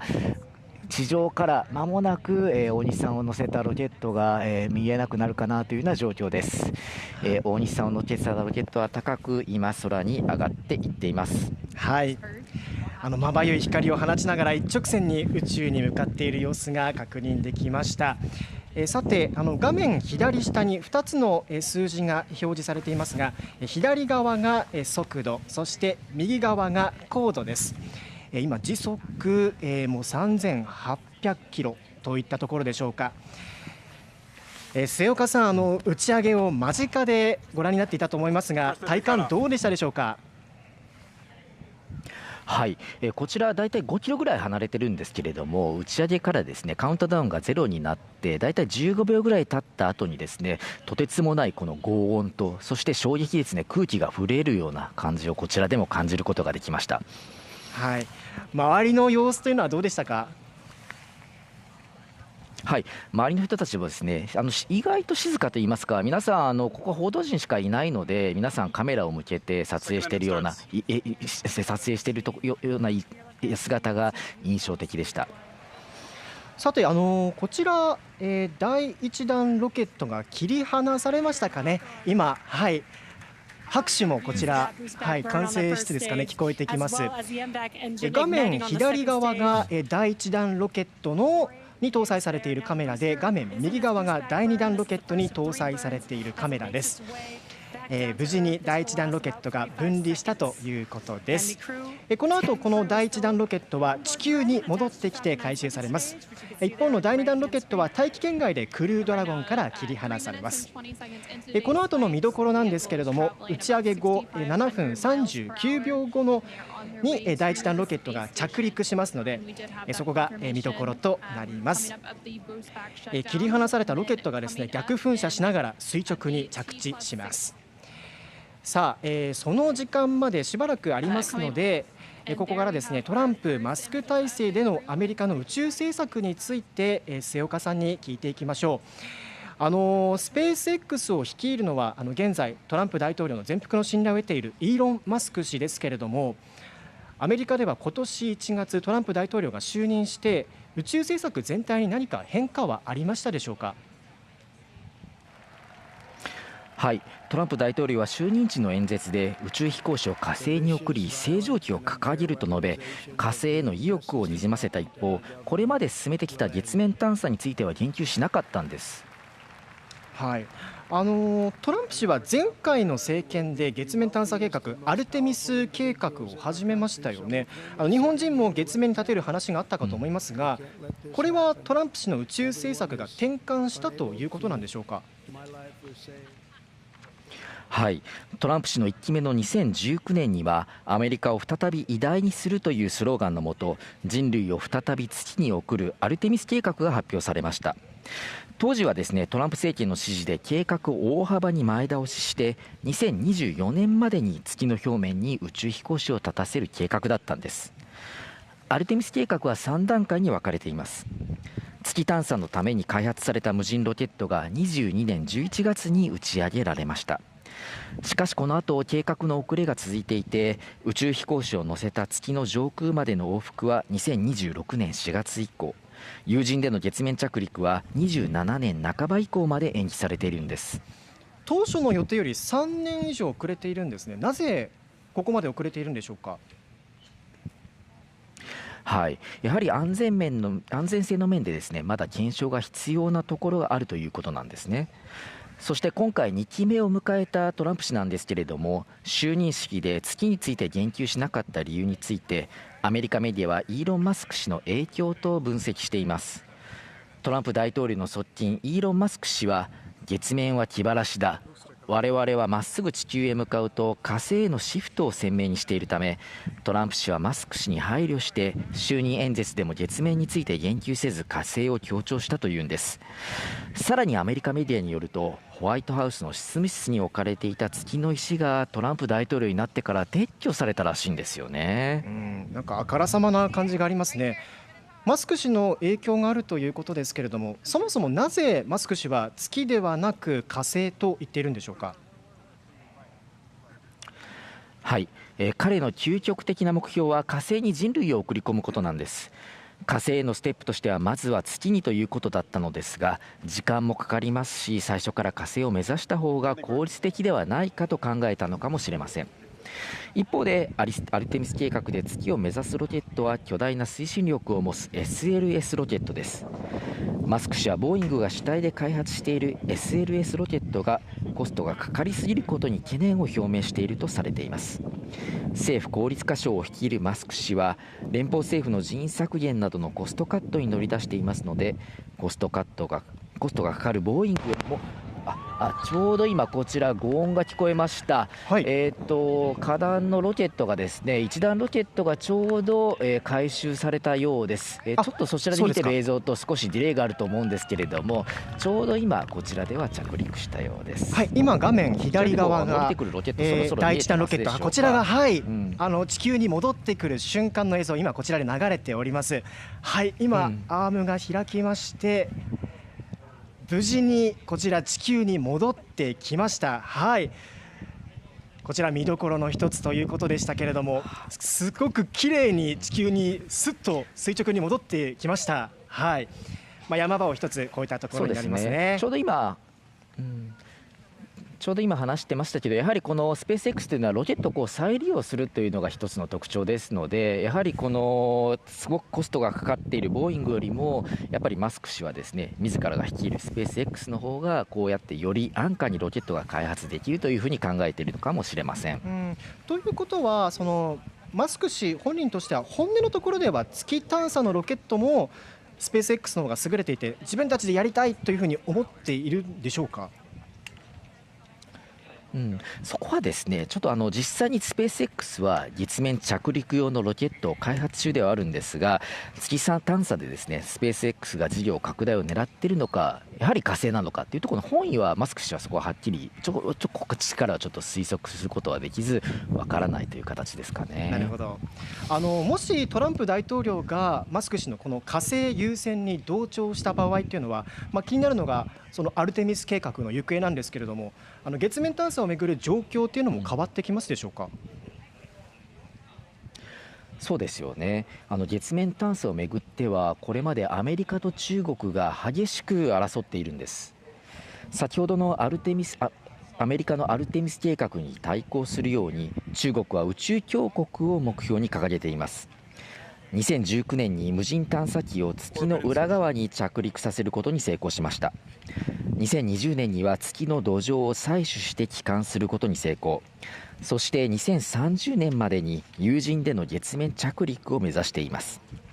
さらに最近、中国は2030年前後に火星からの土壌を採取して地球に持ち帰ることを目指していると発表しました。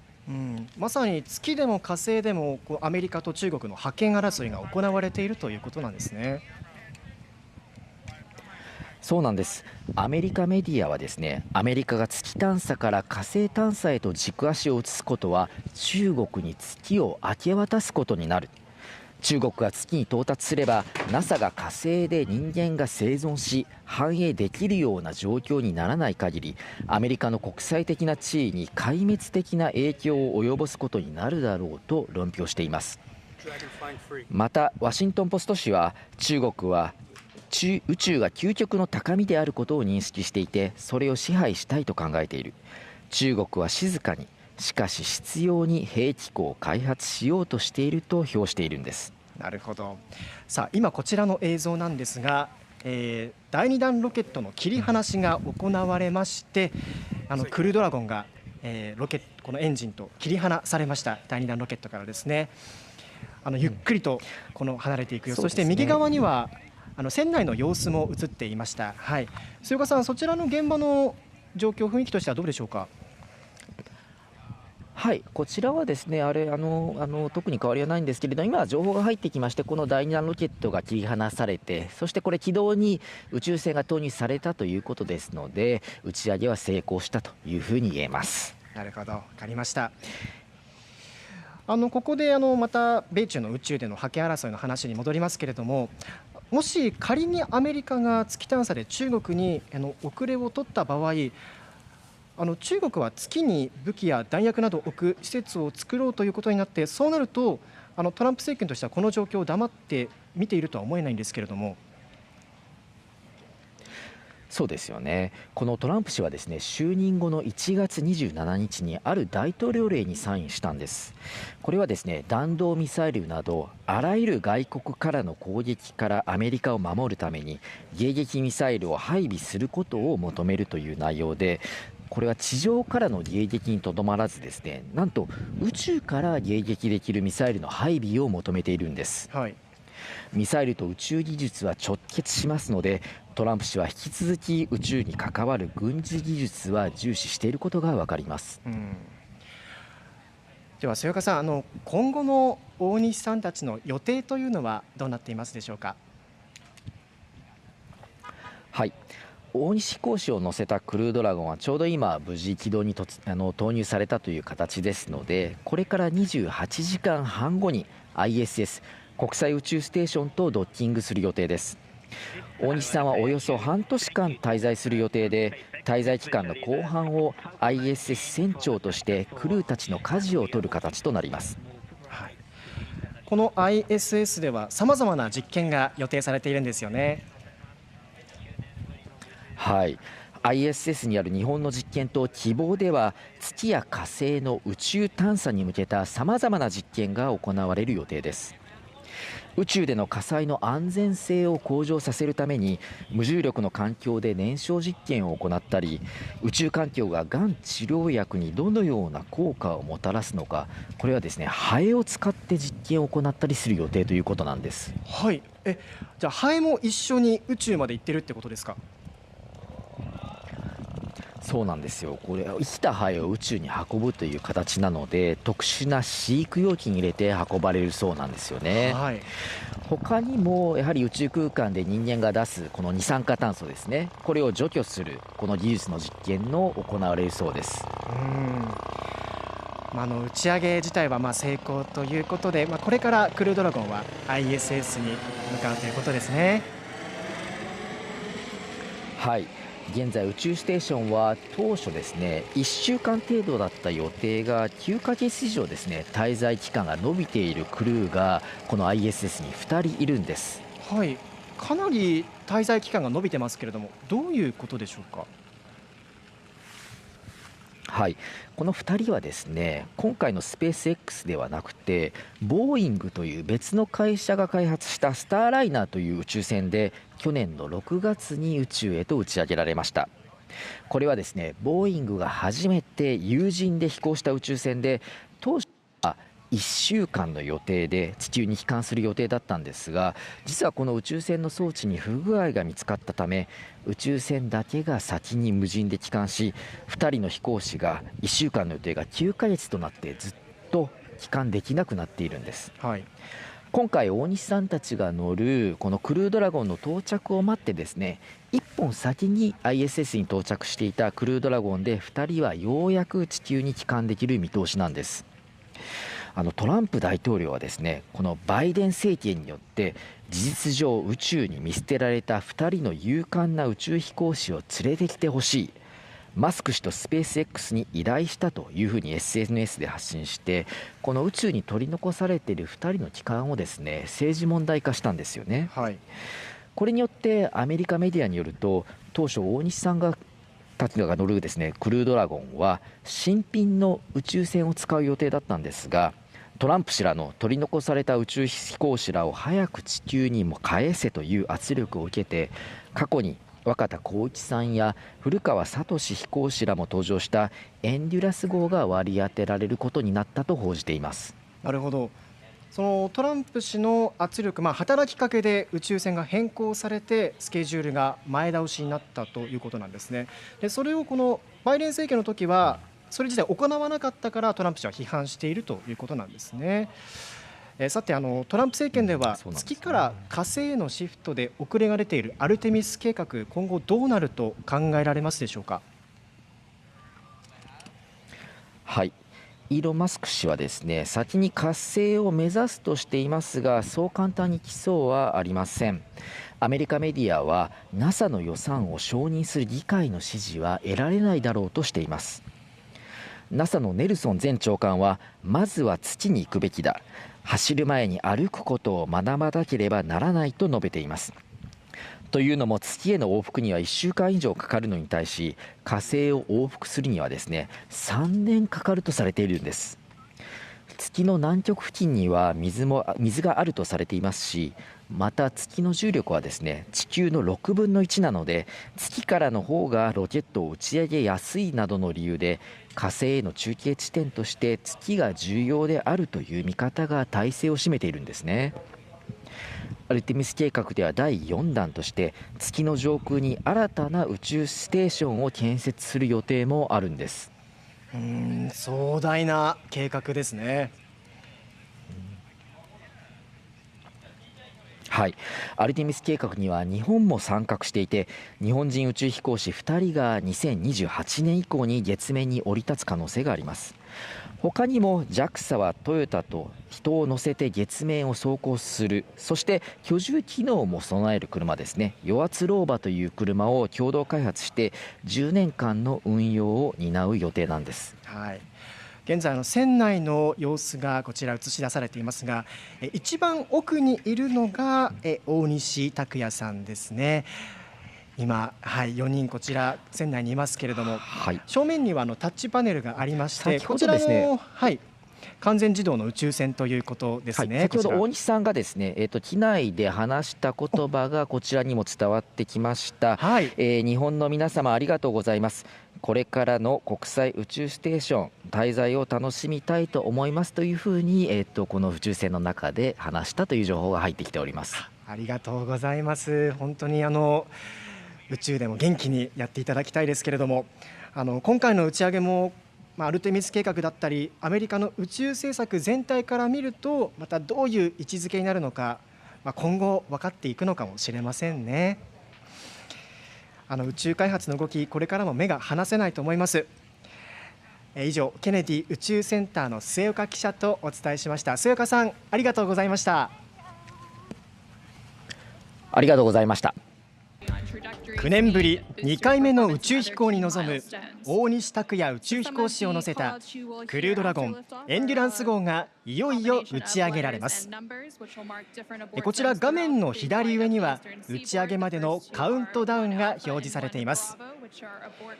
日本時間の午前8時3分に打ち上げられる予定ですので、あと7分ちょっとというところです。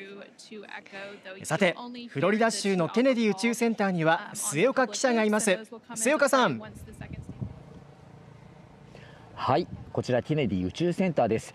この後ろ見えますでしょうか。このカウントダウンボード、そしてこの後ろにですね、真っ白なロケットが空に向けてそびえ立ち、打ち上げの時を待っています。はい、当初は2日前の13日に打ち上げ予定だったんですが、宇宙船を固定するアームの油圧に問題があり延期されていました。はい、トラブルは今日までに解消されて、いよいよ打ち上げの時を待っているという、そういう状況です。はい、トラブルを乗り越えていよいよこれから打ち上げとなります。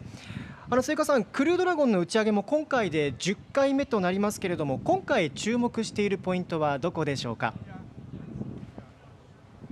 はい、そうなんです。今回の打ち上げなんですが、トランプ大統領とそしてスペース X を率いるイーロン・マスク氏の体制になって初めてのクルードラゴンの打ち上げとなります。実は今回の打ち上げはトランプ大統領によって最後に日程が前倒しになったとされているんです。後ほどお伝えしますが、今後のアメリカの宇宙政策もこの2人に左右されそうです。はい、宇宙を取り巻く世界情勢がこの2人でどう変化していくのかということですね。そういった側面からも今回の打ち上げについて後ほど解説をお願いします。さて末岡さん、そちらではこれまでにどんな動きがありましたでしょうか。はい、大西さんら宇宙飛行士4人は今から2時間45分ほど前にロケットの上部に搭載された宇宙船クルードラゴンに乗り込んでいます。私たちは今から3時間ほど前でしょうか、宇宙船に乗り込む大西さんがですね、車に乗るところを取材することができました。報道陣の前に姿を現したのは大西さんの他にアメリカ人女性飛行士が2人、アン・マクレインさんとニコル・エアーズさん、そしてロシア人の男性飛行士1人、キリル・ペスコフさんです。はい、大西さんはですね、とてもリラックスした表情で見送りに来た関係者や家族らに手を振り、テスラ車に乗り込みました。やはりテスラ車に乗るんですね。はい、そうなんです。で、この電気自動車にですね、2人ずつ乗り込んで発射台を目指すんですけれども、実はですね、この車のナンバープレートにメッセージが込められているんですけれども、分かりますでしょうか。はい、今表示されて、リフトオフと書かれてますかね。そうなんですよ。実はですね、このナンバープレート、アルファベットと数字の組み合わせなんですけれども、今回はそのクルードラゴンの発射の10回目ということもあってですね、このよく見ると10という数字が入っているんです。はい、リフトオフ。でこれはよく見ると、そうです、英語で見るとリフト、つまり発射というこういった言葉遊びにもなっているんですね。なるほど。あと車内でかかる BGM もあるんですね。そうなんです。車内でかかる BGM も実はこのクルーが決めるそうなんです。で、大西さんはですね、ミュージカルが好きということで、はい、ウィキッドからデファインググラビティという曲をチョイスしたということなんですけれども、ミュージカル好きの橋口さん、これはどういう意味を持つ曲なんでしょうか。もちろん私このウィキッドという作品大好きですので、このデファインググラビティも知っています。日本語に直訳すると、重力に抗う的なところだと思うんで、まさにこの宇宙に向けて飛び立つにはぴったりの曲かと思います。すごい嬉しいですね。なるほどですね。で、今回来る4人はですね、1年半という長い間共にやはり訓練を積み重ねてきた方からなんでしょうか、お互い信頼感が強くてですね、とても絆の強いチームだというふうに私は横で見ていて感じました。確かにこの映像からも皆さんの和やかな雰囲気というのが伝わってきますよね。で、このクルードラゴンのクルーをまとめるのが大西さんということですけれども、大西さんはどんな方なんでしょうか。はい、今回登場する大西卓哉宇宙飛行士はですね、1975年生まれの49歳です。大学卒業後には全日空でパイロットとして活躍し、2009年に宇宙飛行士として選抜されました。2016年にはロシアの宇宙船ソユーズで宇宙飛行し、国際宇宙ステーションにはおよそ4ヶ月滞在した経験を持っていて、今回が2回目の宇宙飛行と長期滞在になるんです。さらに大西さんは今回国際宇宙ステーションでは滞在期間の後半にですね、船長として長期滞在の指揮を執る予定です。国際宇宙ステーションの船長は若田光一さんと星出彰彦さんに次ぐ日本人で3人目となるんです。船長への就任が発表された際に大西さんは、チームの先頭でぐいぐいと引っ張っていくタイプではなく、むしろチームのメンバーにはのびのびと働いてもらって、自分は縁の下の力持ちとして全体を支えていくタイプのリーダーだと思っています。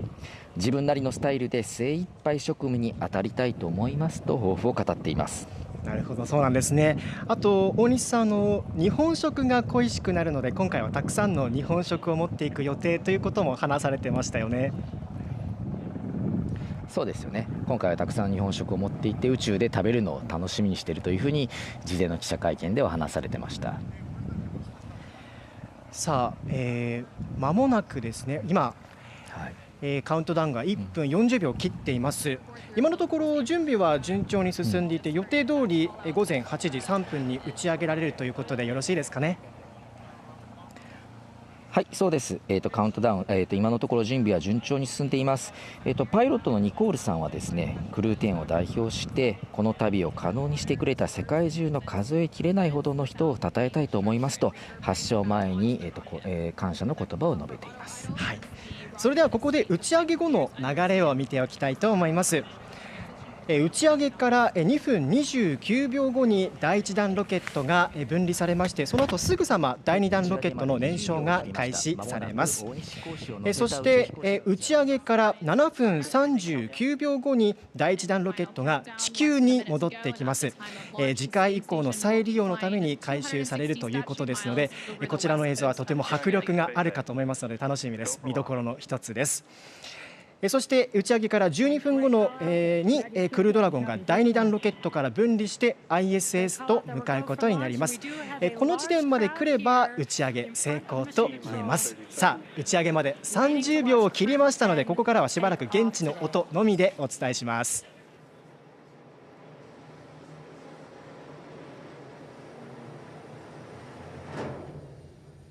T-15. T-10, 8, 7, 6, 5, 4, 3, 2, 1. Ignition and liftoff. Go SpaceX, go NASA Crew 10. Copy, 1 Alpha. And liftoff of Crew 10 now Vehicle soaring to the pitching downrange. International Space Station. 1.7 million pounds of thrust now propelling Falcon 9 and Crew 10. We're continuing to get good call-outs on the first stage performance so far.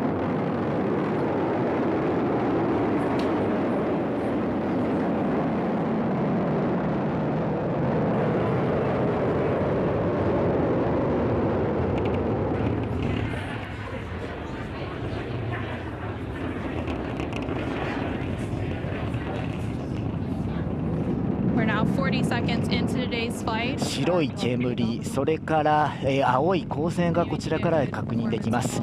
大西さんを乗せたロケットは白い煙を吐きながら宇宙へと向かっていってます。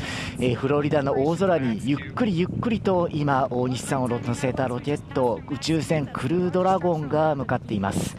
ちょうど今打ち上げから1分少しを経ちましたので、マックス級ですね、最大のこの一番の空気の抵抗が多い状態を今抜けた段階です。今日のフロリダは青空でして、まだ下から宇宙の線のですね光が見えますね。そろそろ今赤い光が見えなくなって白い飛行機雲のような、雲が見えるような形になりました。地上から間もなく、大西さんを乗せたロケットが、見えなくなるかなというような状況です。大西さんを乗せたロケットは高く今空に上がっていっています。はい、まばゆい光を放ちながら一直線に宇宙に向かっている様子が確認できました。さて、画面左下に2つの数字が表示されていますが、左側が